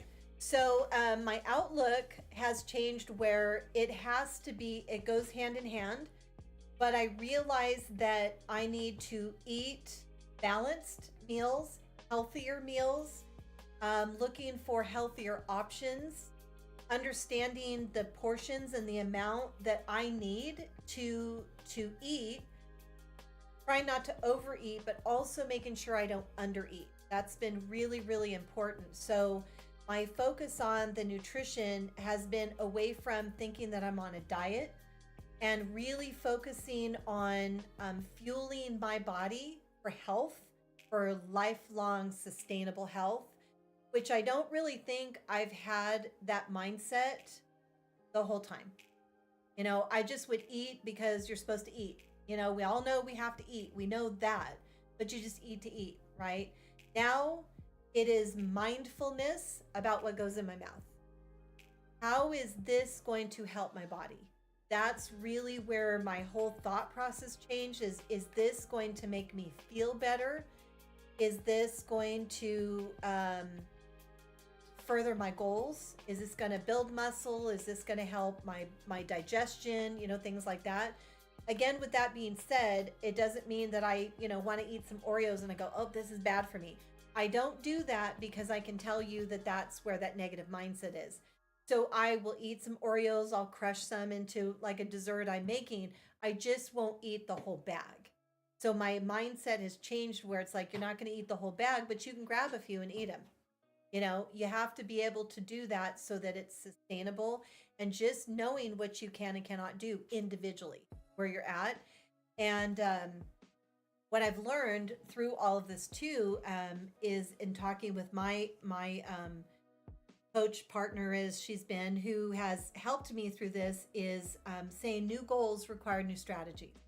So if you have a goal in your health, you have to come up with a plan. And so that's kind of what I've done, is come up with a really good plan of what works. And then I adjust based on how my body is feeling, or as I hit a goal, I reevaluate my nutrition and go, what do I need? And then because it's very important to me that my kids are eating well, I make sure that what I'm eating could be healthy for them as well, but also in a portion that is more for him. He doesn't need to lose weight. He wants to build muscle. So it's important that he eats in a bigger quantity. So hopefully I answered the question. Yeah. Trying to get big. No, that's fantastic. I apologize. I had to momentarily step away. Viking, but starting yes. my mom on her health journey Monday. Sorry, I'm looking over here because I don't have my glasses on because I don't want to look like that. I like my glasses off. I might look over here, so I apologize, but I was able to see his question. So. But yes, Viking, hopefully the store went well. Thank you for joining us, my man. Blooper video. Right, blooper video. Thank you, Sydney. Alina, I'm so sorry to hear about the nosebleed. I hope you're going to be okay. I really hope you're going to be okay. Yes. Thank you for joining us today. It was very nice to meet you. Hopefully the nosebleed stops. New to the channel, want to know where you're from. California. We're both from California. Yes, indeed. Yeah, we're in California. Born and raised. Yes. Does anybody else have any questions? So we do have a couple questions, but okay. But yes, so Viking is starting his mom out. Starting Mama Viking out on her fitness journey. I love it. That's excellent. Which is going to be absolutely awesome. Thank you again for joining us today, and thank you for all these wonderful questions or answers to the questions. Yes, for sure. Thank you. Question number 4, before we start reading some more from the live chat. Okay. Question number 4 is, what are 2 to 3 things you wish you knew about eating healthier sooner than when you discovered them? Okay. So 2 things that I wish I knew when you asked me these, or when we were talking about these, I was like, I had my thought and I have to think that. Okay. 2 to 3 things. 2 to 3 things about eating healthier. Nutrition. Yeah. Right? 2 to 3 things about eating healthier. That I wish I knew. That you wish you knew before. Yeah. Like, if you had 2 to 3 things that you know now, right? Yeah. Yeah. If you wish you would have known them, say 6 months ago or a year ago. Or... Okay. I think number 1, I wish I would have understood that it's very important that you're not on a diet. I think I wish I would have understood nutrition as lifelong sustainability. And that you have to have a good relationship with food. Yes. I think that ties into mindset of not letting foods be considered bad. You can label foods healthy versus unhealthy. I think, eating at Taco Bell every single day isn't necessarily healthy, but all, like we said, Markiplier's trainer was able to say that he ate every day, 3 meals a day or whatever, and he still gained muscle. Because there is stuff you can eat healthier there. I think you could probably do better if you ate at home. So I think making sure that I understood that I didn't need to feel guilty if I ate something. If I could have learned to have a proper balance of what I wanted to have and, to incorporate into our nutrition, really focus more on it being nutrition as opposed to a diet, because, the kids didn't need to lose weight. They really didn't. They needed to eat. And I wish then growing up that I could have found a way to make sure that we were all eating healthy enough for each of our goals and make sure everybody ate the right portions, because their bodies were growing where mine was not. And, making sure that I understood that. I think too, I wish I would have known, I think probably this isn't the right answer because it's probably more like something I regret. So I don't know if that's like a better question to answer later. I mean, it's completely up to you. I don't know. Maybe if one of you guys want to ask if I have any regrets, because I'm okay about talking about that because it's part of healing. That's really important. So if any of you guys want to ask that question, I'll answer that. But I think with nutrition specifically was number 1, not using the word diet, using nutrition. Number 2, realizing that... again, not to cut you off, but again, to say that there's not an end point. Yes, that was going to be number 2, that there is not an end point, that nutrition is lifelong. And I think also just the mindset of not allowing myself to have a bad relationship where if I wasn't eating right, I had to constantly start over. And talk about being on a feeling diet. like you messed up when you didn't. Yeah. Those were a lot of things I really struggled with all this time, and I think that's why they fail. That's why any attempt really does fail. So we got one more question before we start reading comments from the live chat. Okay. And how do you feel about sweets and eating snacks? I think eating snacks and sweets and all of that is okay. I think they have to be in moderation because, as we talked about with sweets, anything when you think of sweets, you think of something that has a lot of sugar in it, right? So if you're going to have a lot of that, you have to remember that your body is going to burn that first. And then it's going to then go after your carbohydrates, your complex carbs. So if you're thin and you don't need to lose weight and you're healthy, and you're working out, you probably can get away with having the donuts and the stuff like that, right? Because you're probably going to burn it off. So I got a quick little thing here about that. Quick little story time. So when I was working in retail, I was and I was doing I was somebody who would stock products. So I'd go to the back room, I'd get the pallet jack, I'd bring out pallets, I would take the products to the floor, and I would stack all of them on the shelves and wherever they needed to go, right? So that was physically demanding, but also I was working out. I was working out like crazy. And then also, you know, of course, like doing yard work or something like that, right? But so I had a really bad relationship with sleep. Because, like I said, at this time I was having 3-4 monsters or rock stars or something like that every day. I was dry scooping pre-workout, like I was doing all kinds of crazy stuff.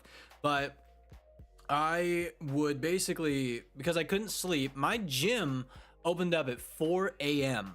Okay. And I couldn't sleep. So I'd stay up all night. I'd play video games. And then right around, because I only lived maybe 10, 15 minutes away from the gym. So I would leave like about 3:30, 3:45, something like that. I would go to the gym and I would sit there and I would, you know, I'd do the sauna, I would stretch, I'd do all that kind of stuff. And then I would do a heavy lift day. Heavy lift, chest and triceps, back and biceps, shoulders. You know, I would not, no cardio, never. No, I don't do cardio. No cardio. Yeah, I'd never do cardio. I was always big muscles, right? I was always like working out big muscles, even though I had no idea what I was doing. You guys also have to know that we actually will say memes from movies. Yes. So, yeah, yes. that was from Pitch Perfect. Yeah, I don't do cardio. But so what I would do is I would go and I'd work out for like 2 solid hours, and then I would drive to my work because my work was only 5 minutes away from the gym, and I would go get a big box of donuts. Okay, I would get like a half dozen thick glazed donuts, and I would eat the entire thing, come home and pass out for like 12 hours. Yeah. So yeah. Put in the comments THICC thick. Yeah. You can eat the thick donuts. Yeah. So you can do it. Is it the healthiest? No, but I was doing that. I definitely was doing that. So that's kind of what I'm saying, right? Is like, even with knowing that I'm still working on losing weight. I have a goal in mind of where I want to be once the weight is lost, and then I focus on the maintenance. I'm still focusing on maintenance because I want to maintain what I've already lost, but I want to keep losing, right? So, I am trying really hard to be careful what I'm eating for sweets wise. So I still will go to some of the different offices and I might grab a little Butterfinger or something like that. The reason why, honestly, that isn't bad, I think, even though I don't really focus on calories, is because what's in that little one, that calories is just not enough to sneeze at. Not really, right? If you eat the whole container or bag, yeah. And then a lot of the recipes, a lot of times will make for fun. You'll crush up something like that and include it. So it's going to be included anyways, right? So that you enjoy that flavor and something like that. So snack wise, my goal is to start incorporating more healthy snacks. So what I love about the recipes, the plan, and the internet is that I'm learning how to use things like, buffalo seasoning to make like a buffalo ranch, or, different things like that.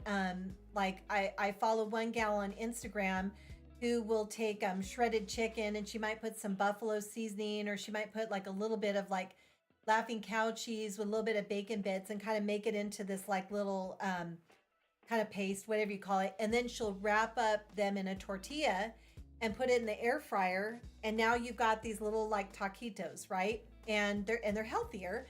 And then you might dip it in some buffalo sauce, or you might dip it in something like that. What a great either lunch if you eat enough of them, or a little snack.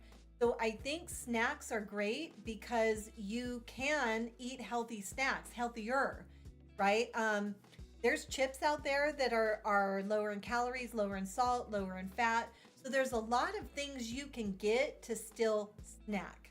One of the things that I brought the last couple of days to work were these oatmeal protein balls, right? And so they look just like, it was basically kind of like a cookie dough, but it was oats, maple syrup, protein powder. I think it was like some vanilla or something like that, and peanut butter, and then chocolate chips. And then you roll it up into these balls, and then you put it in the fridge so they're nice and firm, right? And then you can just eat them like that. And so I would take 2 and I would have those, right? And that would be like a dessert kind of snack. And I would put that in with my meal. So those are the kind of things I like doing because you feel like you're getting to enjoy something. But inside of that, besides the chocolate chips, you're getting maple syrup or honey, which is really good for you. Honey has got great anti-inflammatory properties to it. You've got the oats that are good for you. You've got the peanut butter that's good for you. The protein powder is good for you, but you feel like you're eating cookie dough. So there is a way to enjoy what you might consider a snack, but you can make it healthier. But if I'm in a situation where I want something, a snack, and I go to the gas station, I grab a bag of chips, I don't worry about it because I know that I'm not doing it all the time. And I've been able to keep my over 60 pounds off. So nothing that I'm doing periodically like that has affected that because it's in moderation. Very true. Yeah. Very true. Sydney says, I had a friend once say in college that she wanted to do a diet and it was called the apple diet, which I think she just made up. She said it consisted of only eating apples for each meal. There was I'm trying to remember if it was Joaquin Phoenix or if it was Christian Bale. But it was either for Joaquin Phoenix's Joker or it was Christian Bale's. Oh God, what was it?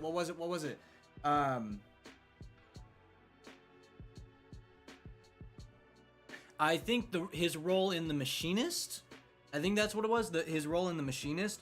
It was either Joaquin Phoenix in The Joker or it was Christian Bale in The Machinist. But they said that, yes, exactly, Kenny, just water and apples, and he dropped like 80 pounds or something like that. Mm-hmm. And the director literally said, he was like, I didn't think you'd actually do it. Like, this is crazy.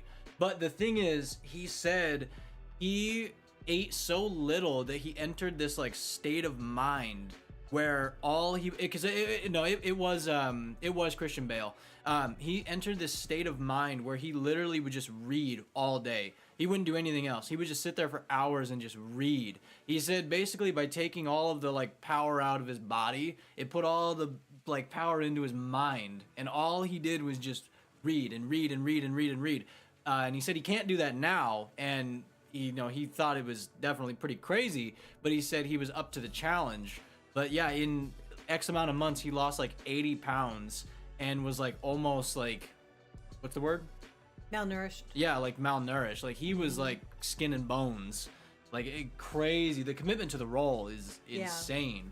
But no, there are diets out there that are, So if you guys, think about it, when you think about an apple, okay, so an apple's got some natural fructose in it, so it's going to give the sugar that your brain needs, because your brain needs glucose, your cells need glucose. So an apple is going to give you that, which is good. It's going to give you some vitamins and minerals it has, and then that's it. It has, as far as I know, and again, I'm not a nutritionist, again, like I said, but I don't think apples have any protein in them, right? There's so many things lacking that an apple does not have. Apple a day keeps the doctor away. Yeah, because it's got some good stuff in it that you need. When it is accompanied by a full meal. It has to be accompanied with other stuff, exactly. But when you do that, if you're somebody who's got, some fat, if you're eating this, okay, you are fueling your body because it has sugar. So you're giving your body what it needs, but any fat content you have from, let's say, any overexertion, it's going to go after your fat. And as soon as you've got no fat stores left, it's going to go after your muscle, and you're going to have muscle wasting. So the biggest concern with something like that, with having muscle wasting, is there's always the chance of having some permanent damage that you very possibly can't reverse. So I think it's a very dangerous place to be, to do that intentionally. There are people that happens to when they're sick and they don't have any control over that, right? But to do that intentionally, I think is very dangerous. And, if it's being monitored by a doctor, it's for a role, more power to them. But for somebody to do that with really no goal in mind, but just to lose weight and not having any kind of guidance or anything, it's very dangerous. And I don't recommend people doing anything like that. Kenny has a question here that says, what would you recommend for gaining weight? I know Obo knows my health situation, but I'm someone who has gone through chemo treatments and often have trouble with my appetite and holding food. Right. Then Kenny says, continuing my last question, I have trouble gaining weight and I've lost a lot of muscle mass since I can't work out.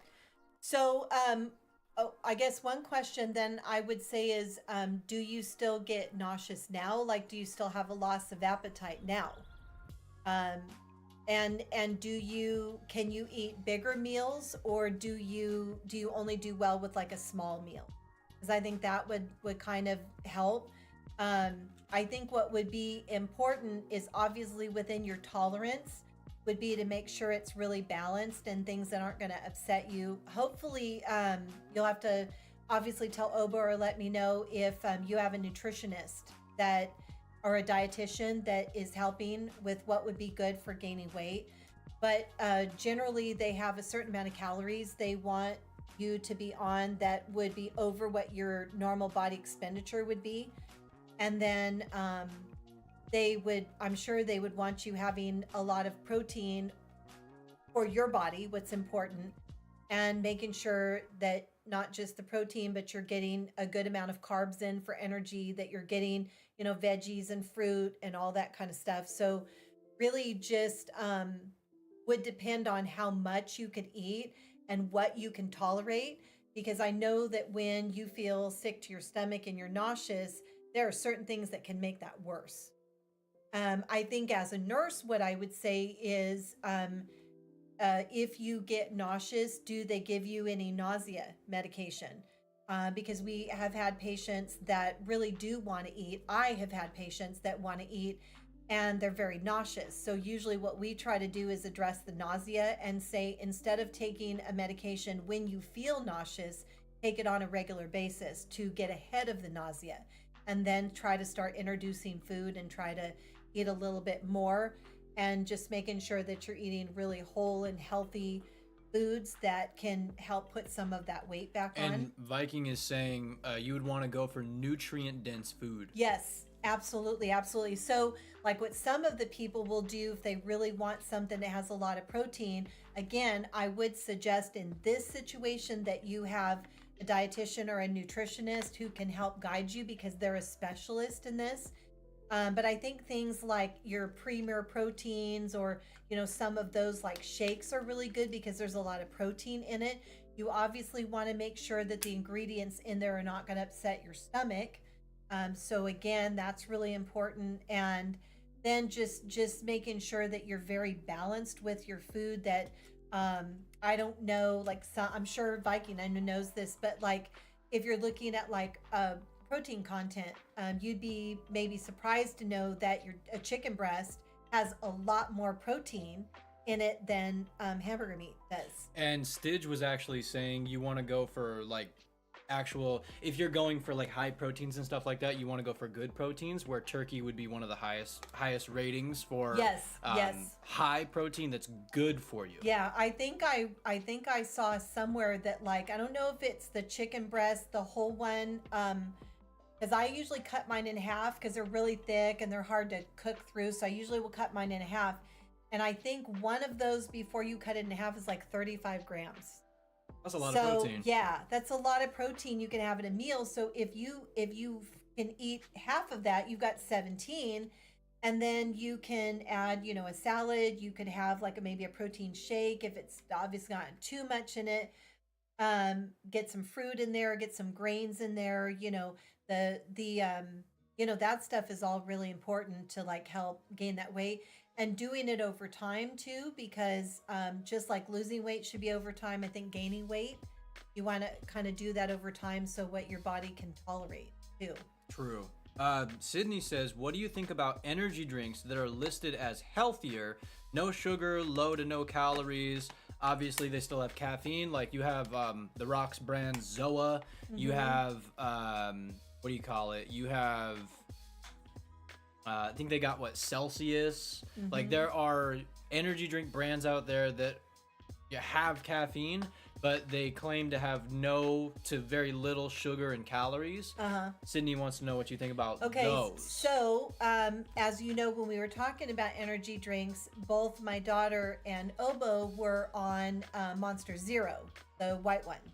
And then there's several others that are zero, I think, too. Several different they flavors. have they got like a blue one and a red one. Yeah. So as you guys know, like in Monster, there might be ingredients in there that you want to research. Are those truly healthy for you? You know, because there's been back and forth of there being something in there that all the cardiologists would say are causing like false palpitations, that people feel like they're having chest pain or heart attack, and then they go into ER and they're having palpitations, but it's from the caffeine.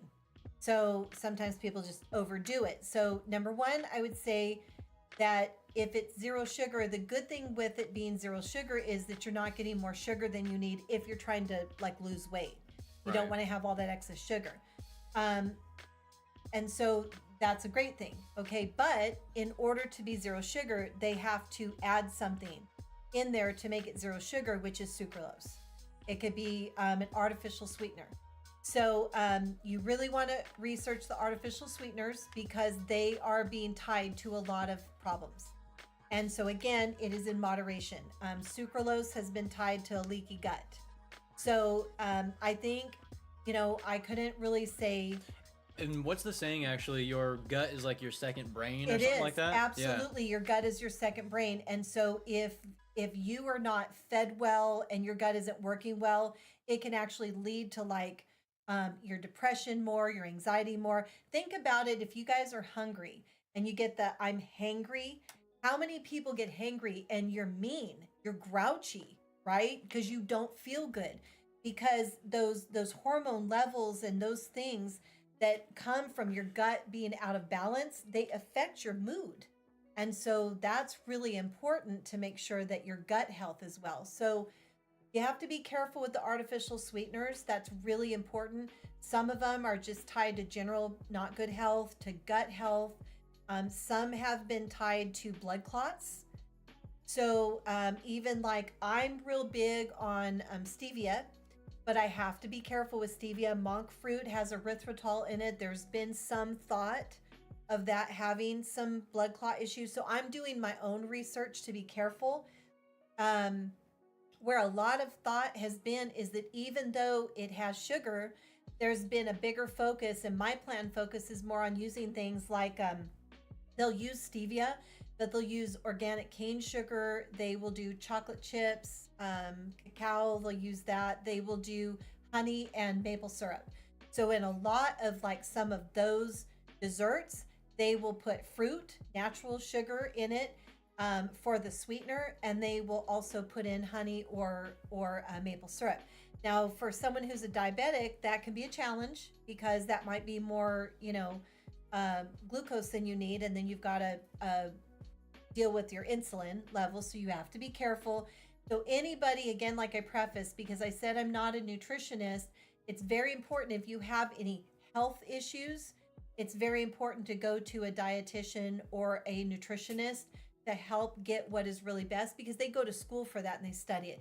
And you, of course, you want someone who's reputable, someone that's highly recommended. Yeah, that's really important.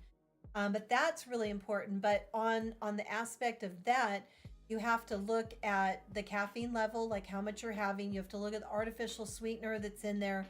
And then also any other ingredients that could be causing you any gut health issues, any mood issues. All of that's, kind of important to think about. Eternal says everything in moderation, and each person's level of moderation is different. Yes, and exactly. It is. It's very different. Exactly. Viking, on a previous topic, Viking was saying that was him in high school. He was so active. Said yard work plus the gym and football, track practices. And he said that was most days he would ride his bike as well to and from school, which was about 5 miles.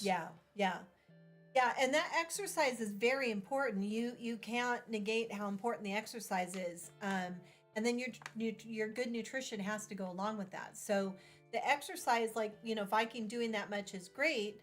And if you did that much exercise and you were active, but let's just say that you ate way too much, even with all that exercise, and you're like, I'm doing all this workout and I can't lose weight. You cannot out-train a bad diet. if you don't eat well. And when I say bad diet, nutrition, it could be under eating, it could be overeating, you know, it could be whatever that is, or the wrong foods or the wrong combination of foods. If you just work out, but your nutrition is off balance, then you're not going to reach your goals, whatever your goals might be. If you want to gain weight, gain muscle, lose weight, gain, you know, whatever it might be. Somebody's showing eyeballs. Yeah. No, I'm replying to a couple messages. Oh, gotcha. In the chat. Imagine. Live on TikTok. Listen, maybe one of these days. Yeah. Maybe one of these days we'll get ourselves we'll go on a talk show or something. That'd be very cool. Can you imagine? Very cool. Yeah. Eternal says protect Mama Wolf / Pattihealthyfitness at all costs. Yes, we will do the heckin' protect. Yes. That's right. Yes. Kinney says, I feel awkward being on your podcast now talking about my bakery and desserts after this healthy one. My man, we love sweets, homie. No. You know what? That's the thing I want you to know, Kenny, is I think that having sweets is so amazing. It really is. And you know what? There is nothing wrong with people having cookies and donuts and stuff like that. And you know what? There are just days that I might just want to have a donut, and it's not because my body is craving. It's just I want to be able to do that and say I can still do this and enjoy it. So if I ever come to your bakery, I'm going to have myself a donut. Dog, I'll take your entire stock. Hey, you know, like I said, when we get a chance to go to Disneyland, I'm going to have me a churro. Yeah. And I'm going to have that stuff. I'm going to give me a big old bowl of nachos. Exactly. Come on, man. Exactly. And you know what? Sir. But I think what's going to be different about going to Disneyland is that I will be mindful of what I do. Right? So I'm still going to want to eat good. And we generally would eat good. I think we would. I just think that maybe, like, I would be so hungry after all that walking that we'd get that bread bowl and I'd want a salad and then I'd want the fruit. And that was probably more than I needed to have because we'd always end up eating again or something. So I think now, because of this, I will be more mindful of what I eat and how much. But I'm definitely going to get me a churro and some hot chocolate or things that I want. And that's okay. I don't know what the freak they are putting in that hot chocolate, but hot diggity, that Disneyland hot chocolate is good. Kenny said, yeah, like when I was in chemo and I didn't eat, I had no energy for anything. Oh, yeah. That's why now I'm out of treatment and I'm eating kind of regularly again. Good. I have more energy. Yes. Well, and I think that's the thing that we have to really understand. I mean, everybody here, I think, has been in a biology class, right? And maybe some of you guys have like put that to the back of your head. You're like, I don't even want to think about it. Okay.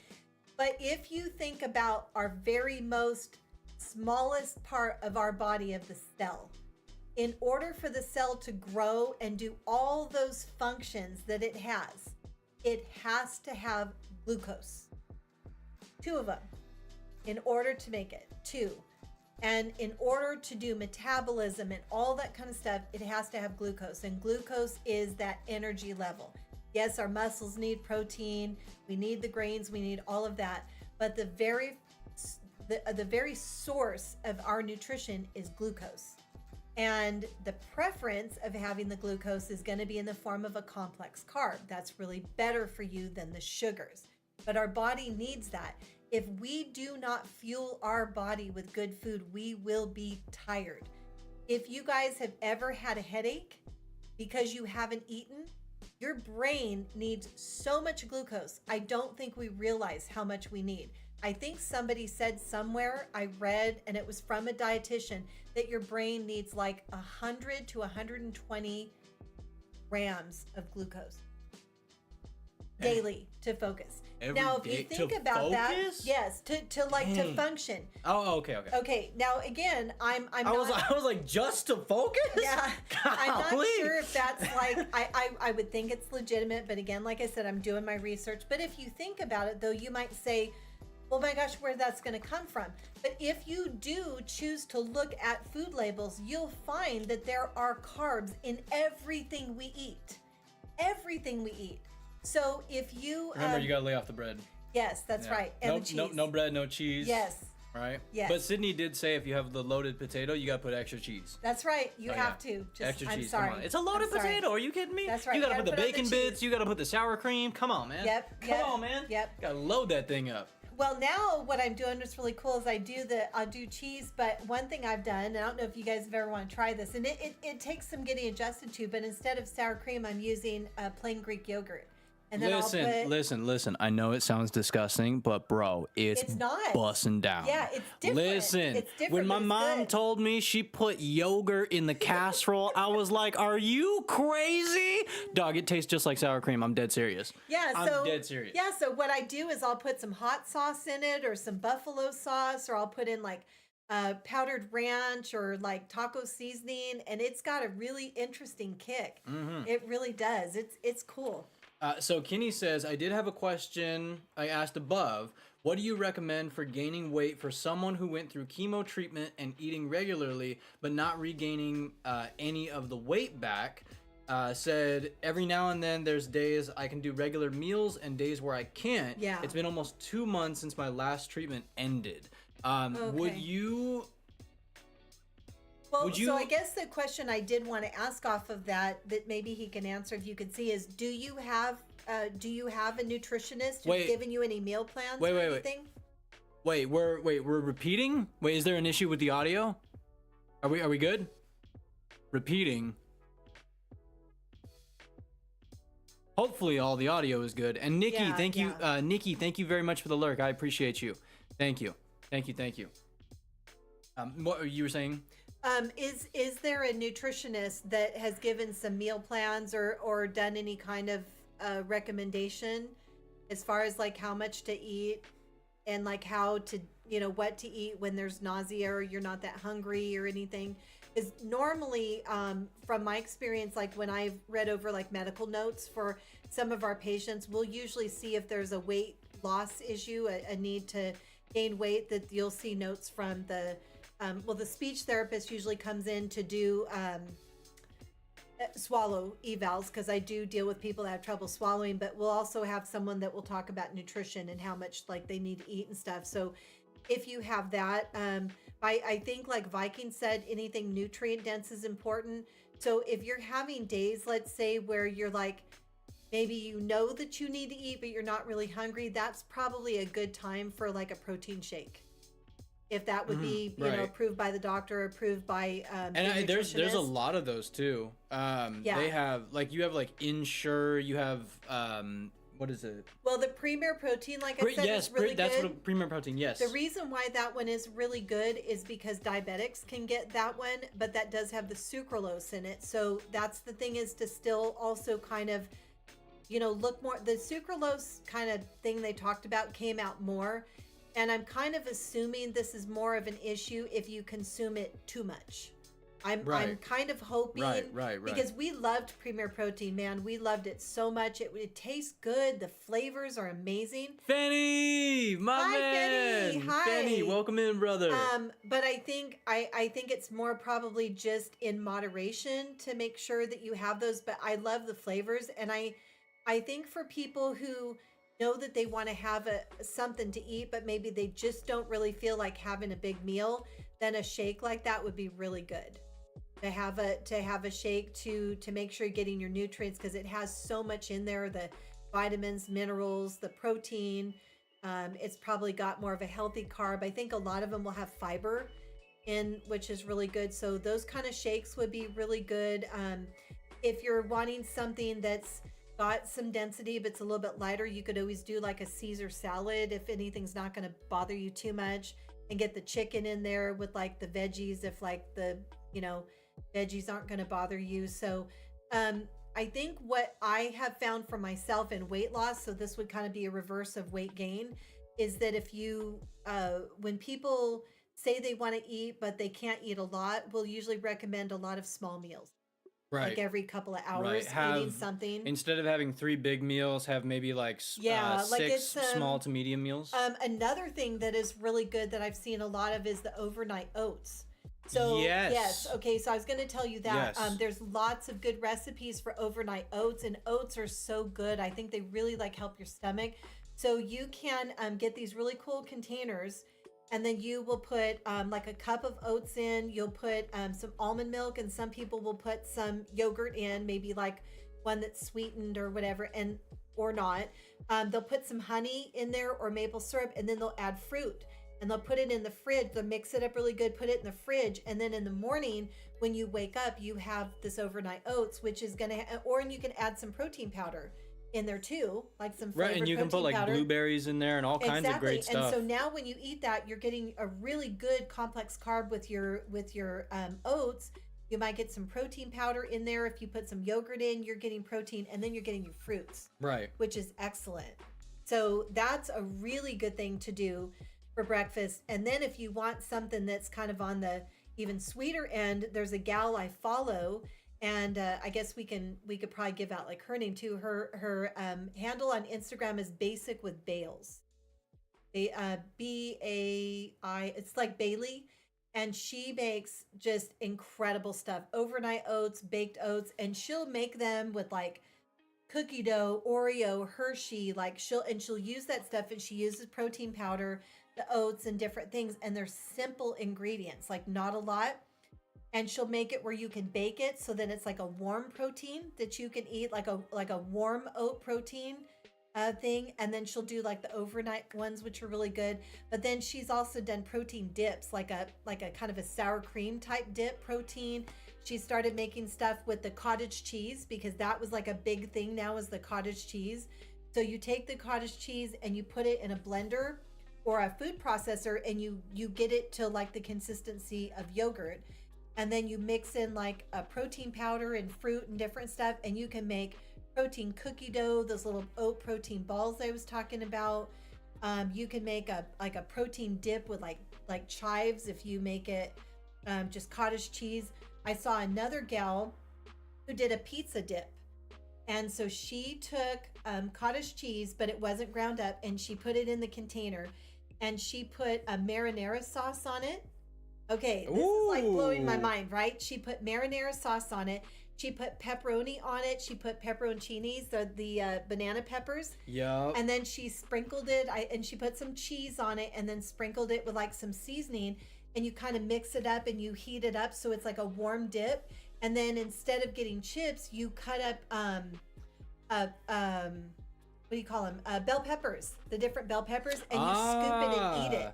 Yeah. And it's protein, and it's good for you, but it's also getting you to eat your veggies. So, things like that. I'm really researching people to like also try it and share on my channel, so that other people will to try it as well. So Kenny, I hope that answered your question. I think things like that are going to be good packed, but it's not going to make you super full. Like oatmeal is really, I think oatmeal is good for like oatmeal is good if you like want to have some rice. Rice is good, and there's probably a way to add something protein in for like your rice too. There's things that you can do like with that.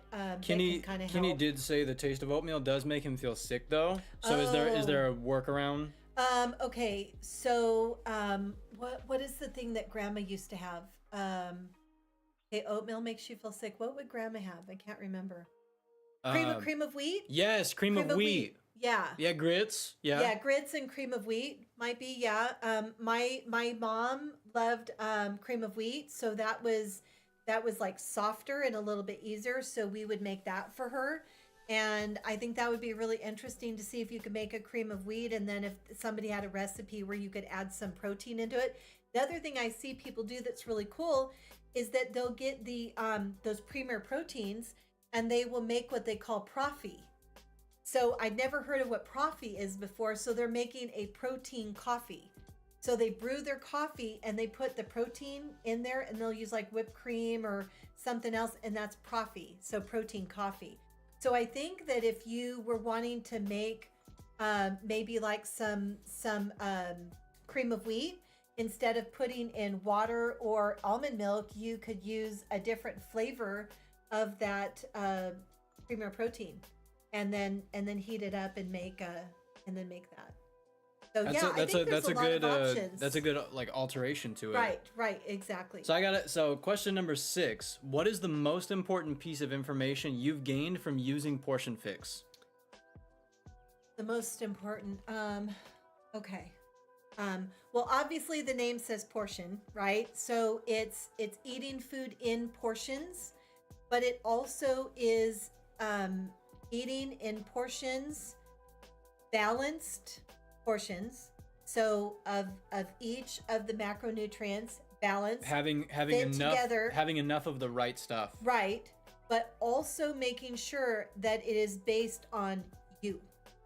So there is a very you specific, are the priority. yes, so there's a very specific plan. So they take the calculator where you take your weight, you take your activity level, and you come up with like a calorie count. And she said this is just to find the plan, and then you eat from there. And then what my coach told me was if you picked a plan that fit right in your calorie count, and she goes, if you eat this and then you're still hungry, you add a protein or you add a veggie, you eat more.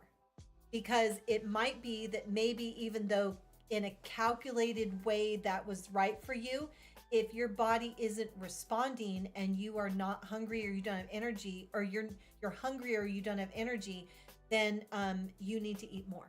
Right. And you need to reevaluate. So And then also from earlier as well, sometimes when you feel hungry but you're actually not, you could be missing something. Yes. So your body's telling you you're hungry but you're missing something. So then it's important to go back and look at, is there anything you haven't had? And then also water. Yes.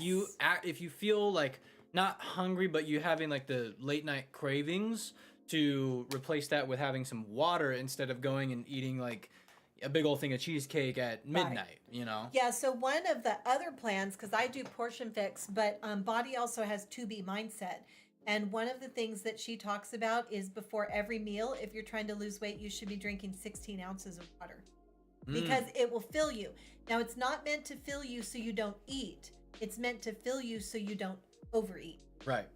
So you still want to make a plate that is appropriate for you and for your nutrition, but by drinking the water, you're helping with your digestion and your metabolism and stuff, but you're also helping yourself to feel full. So then you won't go, I'm still hungry after I finish this plate. Right. And that's really important for people that have a big appetite, that just want to eat, and have to get into the concept of eating, what's on your plate as opposed to go get seconds. And there's a saying, it's like eating within your means or something like that. I'm trying to remember. There's some kind of saying that's like eating within your like bracket, or is some saying that I heard. It's like not going over but not being under. Yeah. What portion fix, what I noticed with that's really important when I'm doing it, is that I'm realizing that I have to constantly be listening to my body and how I feel, and being willing to reevaluate. So how she'll do it is you'll pick where you're supposed to be and you do it for 21 days. And if, let's say, you get results and you lose some weight, then you recalculate. Because maybe you've lost, let's say in 21 days, you've lost 10 pounds. Some of it's water weight, some of it might be fat weight. Right. But then you want to recalculate because maybe you might need to add something, or maybe you feel too full, or maybe there's something going on with your digestion, or something you're eating doesn't agree with you. So I think with portion fix, what I've learned is I've learned to portion, I've learned to eat so that I don't feel hungry, I don't crave. It's really helped the cravings. And I think the biggest thing is making sure that you continue to fuel your body, that you're fueling the best that you can within your means, within your ability. And I think it also has helped me to plan, because I know, like for him and I, when we go, like on Tuesdays, we go to his PT. If we haven't ate breakfast in the morning, I normally will get hungry and I'm like, hey, let's go stop at Jack in the Box or something like that. Yeah. But if I would have got up 30 minutes earlier, I could have made myself some eggs and bacon. Yeah. And that would have held me over till I got home. And trying to plan, taking things with you, take a banana, take a shake, The cool thing about shakes I like is obviously, different protein powders are good with some things, and in the heat we're dealing with, not everything stays good in your car, so you have to have like a igloo ice chest and stuff.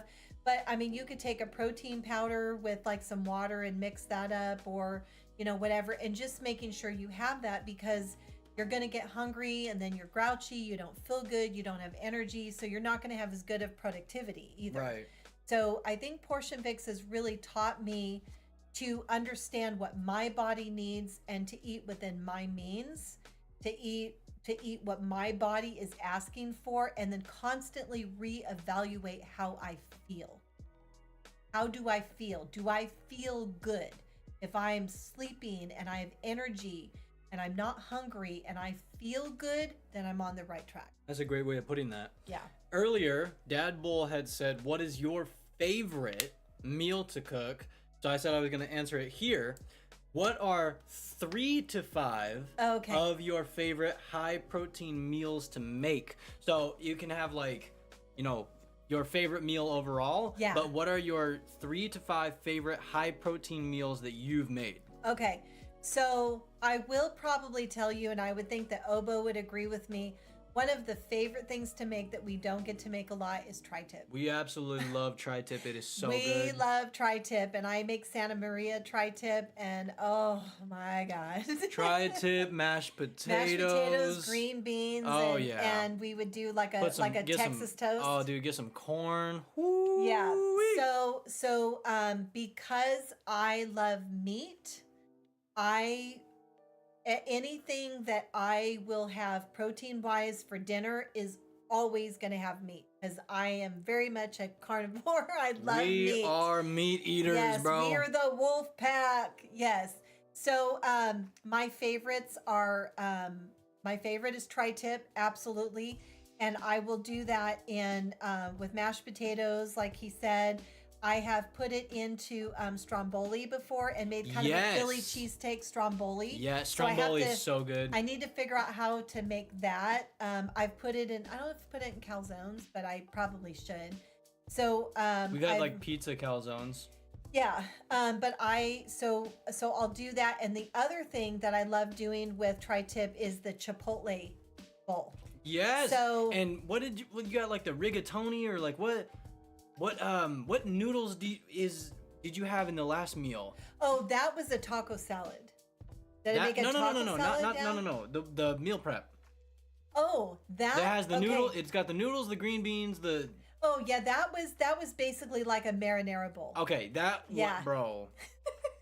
Bussin'. He's so fun to make food for. Bussin'. Yeah. I don't think I ever made a meal he doesn't My like. mom will come up to me and she'll be like, I will go make a plate and I'll sit down and I'll eat it. I am 3/4 of the way done with this meal in 4.17 seconds. And she's like, is it good? And I look up at her, mouth full, and I'm just like, no. I'm like, no. No, it's horrible. I'm like literally stuffing my face. I'm like, no, it's not good. I'm like, yes, yeah. I just ate this entire plate in less than 5 seconds. Yes. So yes, it's good. Yeah, so I love tri-tip. Absolutely love tri-tip. So that's one. The chipotle chicken bowl or steak bowl, love that. That's definitely a favorite. We make baked chicken with broccoli and rice. So I will take a chicken breast and I'll put egg on it to make like it sticky, and then I will put it through breadcrumbs that have like a ranch seasoning and other seasonings in, and then I will put it in the skillet. And we'll make that, and that will be there with some rice and then broccoli. So that is definitely a good protein meal. For breakfast, I absolutely love bacon and eggs. Bacon and eggs. Bacon and eggs, yes. Maybe some toast, like one small piece of toast, but the little tangerines. Yeah, the mandarins. So for protein, I love to have scrambled eggs. And I will, I'm starting more to try to add more veggies in the morning. So I'll put some spinach in with it, cheese. We have one of those in the thumbnail. Yes. We have one of those in the thumbnail. Yes, exactly. So I'll make that, and then I'll do turkey bacon. So I'll make that and I'll have that for the morning. The turkey bacon was like really weird to adapt to at first because I was so used to actual like... Yeah. Bacon, yeah, but now we right? really now like it. It's got a different texture. It's got a different like, you know what I mean? It's weird, but also I like it so much more healthier. Now. I don't know if I would want to eat the regular bacon because it just tastes so greasy and fatty. Yeah. I probably wouldn't eat it anymore. And then I think then I would go into, so that was a breakfast and a couple of dinners. So another favorite for like around lunchtime is I like to make that tortilla wrap where you put a tortilla. Well, there's two of them. So you put a tortilla and you put a split, not all the way down the middle, but like from the center point down. The wraps. The wraps are And so then you'll good. put lunch meat here or whatever you want to put. You'll put a tomato and lettuce here and the cheese here. And then here will be like your mayonnaise or mustard. And then you flip it like this and then you grill it and eat it. So it kind of looks like that. I've made them before on stream. You guys have probably made them for him and he's been on stream and ate it. So that's a really good lunch. The other one I started making was the Italian grinder. Yeah. Yeah, that one will have like salami in it, but you can put other things. And then you'll put cheese in it. And then you will make an Italian salad, which is lettuce. And you'll mix it with onions. He doesn't want the onions in it, but you'll mix it with onions. I don't like onions, bro. Onions and the wax peppers. You'll like cut them up. And then you mix a little bit of mayonnaise with some Italian dressing. So you mix that together and you make kind of this like Italian salad. Then you put it inside kind of like this and then you roll it up and cut it and you eat it like that. And I think we had a picture of that one too. Yes, we have that on here as well. Okay, so that's the Italian grinder. I like making that.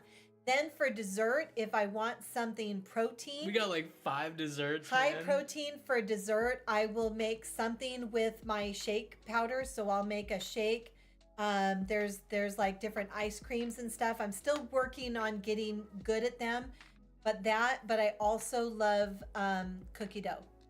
So either brownie batter or cookie dough with cottage cheese. She has made protein cookie dough. And protein brownie batter. So if you have ever wanted to eat protein powder, or not protein powder, if you've ever wanted to eat cookie dough or like brownie batter or something like that, and you're like, well, this is, shouldn't really eat the whole thing. sugary or whatever. Yeah. This lady has found a way to make it healthy. So if you eat the whole thing, you're literally like, you probably still shouldn't eat the whole thing. Yeah. Right. But if you do, it's good for you. Yeah. Right? Like But I didn't come up with it. I'll tell you what, it's viral. It's all over the place. Like I wish I could say I came up with it, but I didn't. Credit where credit is due. We appreciate you. Well, I brought it into the house. Does that count? I'm the one making it here. That does count. True. Facts. But yeah, it's all over the internet, and it's amazing. But you have to kind of play around with it because some people will use the almond flour, and they say some people have said the almond flour has a texture that they don't like. So I've seen people use oat flour. Now I did one and I used coconut flour because I think I didn't have, and it's good. I'll still eat it, but you could kind of tell that it tastes a little bit too either powdery, soft, I don't remember, but it still tastes good. But the one I really like is the brownie batter. That one really tastes good. It's bussin'. It's really good. So, obviously, it's not going to always taste like the real thing when you're making brownies, but it's pretty close and it's really good. So yes, there's a lot of really good things you can do to add protein in. And then the other protein dessert that's really good are those ones that we made, that banana one, right? Because that's Greek yogurt. So that's a protein dessert. It's really cool. Yes, ma'am. Yeah. So I got one final question for you. Thank you for all these answers. One final question for you. All right, here we go. If you were to give one main piece of advice to someone who is striving to eat healthier, what would it be? One main piece of advice. One main piece. Okay, just eating healthier. Eating healthier. Not trying to lose weight, No, right? eating healthier. If you had somebody come to you and they're like, hey, I know you're doing this plan and it's working for you. I want to eat healthier. What's one piece of advice? Find a plan. And I don't mean a plan you buy, but find a plan of what you like to eat and make it be something that you will do for life. I guess that's the best piece, is that whatever nutrition plan you want to do to eat healthy, make sure that your intention is to do it for life. Oh God, what happened? Kenny said He's gonna send me a box of onions now and hide the Witcher figure in the box. Oh my gosh. So I gotta dig through onions.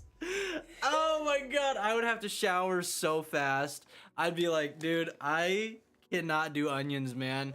Like, I know there's a specific way you cut them. If you grill them, they're good, and I can do them on a burger if they're done right. But any other way, I can't do it.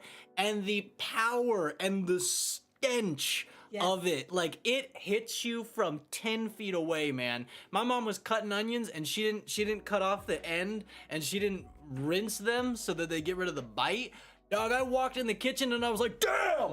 And I literally literally shot back. And I was like, oh my god. I was like, Mama, you gotta warn me when you got the freaking weapons out. I was like, like, I literally had to walk away. I had to go. I was like, yo, I almost died. You almost took me out. She almost took me out, bro. Gotta keep the vampires away, right? Yo, is that garlic. How it works? Oh, That's garlic. What the freak? Oh, I'm off. Oh my goodness. I can't stand garlic though. I don't like garlic. But you know what's really interesting though is that when I started cooking healthier, like even healthier, I would cook with the garlic and like I would saute the onions and the garlic and then throw the meat in there. And he'd be like, girl, what are you cooking? And I'm like, stuff with garlic and onions. And he eats it because it's, you know, Mama's got the touch, I guess. Mama knows the way, but the individual things on their own, I can't do it. Yeah. I can't do it. I can't do it. No, you're taunting me with onions.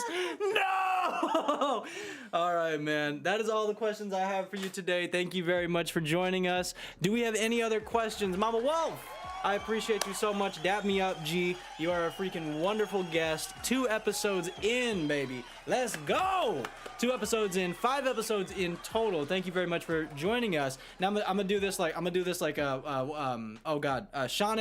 I'm gonna do this like Sean Evans. All right, Mama Wolf, thank you for joining us. This camera, this camera, this camera. Do you got anything to tell the people? Do I have anything to tell everybody? Yeah. I love you guys. Eat healthy. Take care of yourself. You've got one life to live. Make yourself proud. Take care of you. Make yourself a priority. And that is a freaking wrap. Let's go! Thank you guys very much for being a part of episode 5 of the podcast. We do these every single... I will, sir. Thank you very much, Kenny. Thank you very much. Before his stream. I will do, sir. Thank you very much. We do these podcasts every single Friday on YouTube, youtube.com/@Oborrok, Oborrok. If you guys are watching this live, thank you very much for watching this live. Again, Sydney, Car Guy, Kenny, Viking, Stidge. Oh, God. Are we actually going to... Do we have an onion? I might have a part of an onion. Okay, if I will gift 100 subs for a live onion. Do I need to go to Walmart and buy an onion? No, listen. Don't encourage them, please. Don't encourage them to get me. You want me to bite into it like an apple? Absolutely not. No, why are you shaking your head? No. That would be funny. No. You could do it. Oh my God. Oh man. Save it for my episode. Listen. But thank you guys very much for watching episode 5. We do these every single Friday at 1:30 p.m. PDT on YouTube. Again, youtube.com/Oborrok. If you guys would like to be a part of the streams as well, where we do play games, the various games we play: Fortnite Zero Build, we play some Ranked Zero Build, we play some Naraka Blade Point, Cyberpunk, all that kind of stuff. That is kick.com/Oborrok. If you guys want to check out Mama Wolf as well, those links are in the description. Pattihealthyfitness on all socials as well. Thank you guys very much for being a part of this episode. This was an amazing episode as always. We appreciate you guys very much for your time. We appreciate you for the wonderful Kenny, stop with the onions. Yeah. Oh my God. We appreciate you guys very much for the wonderful questions as well. And we look forward to seeing you guys in episode 6, where we will bring on my good buddy Royal. Thank you very much and have a wonderful weekend. Bye for now, Wolfpack.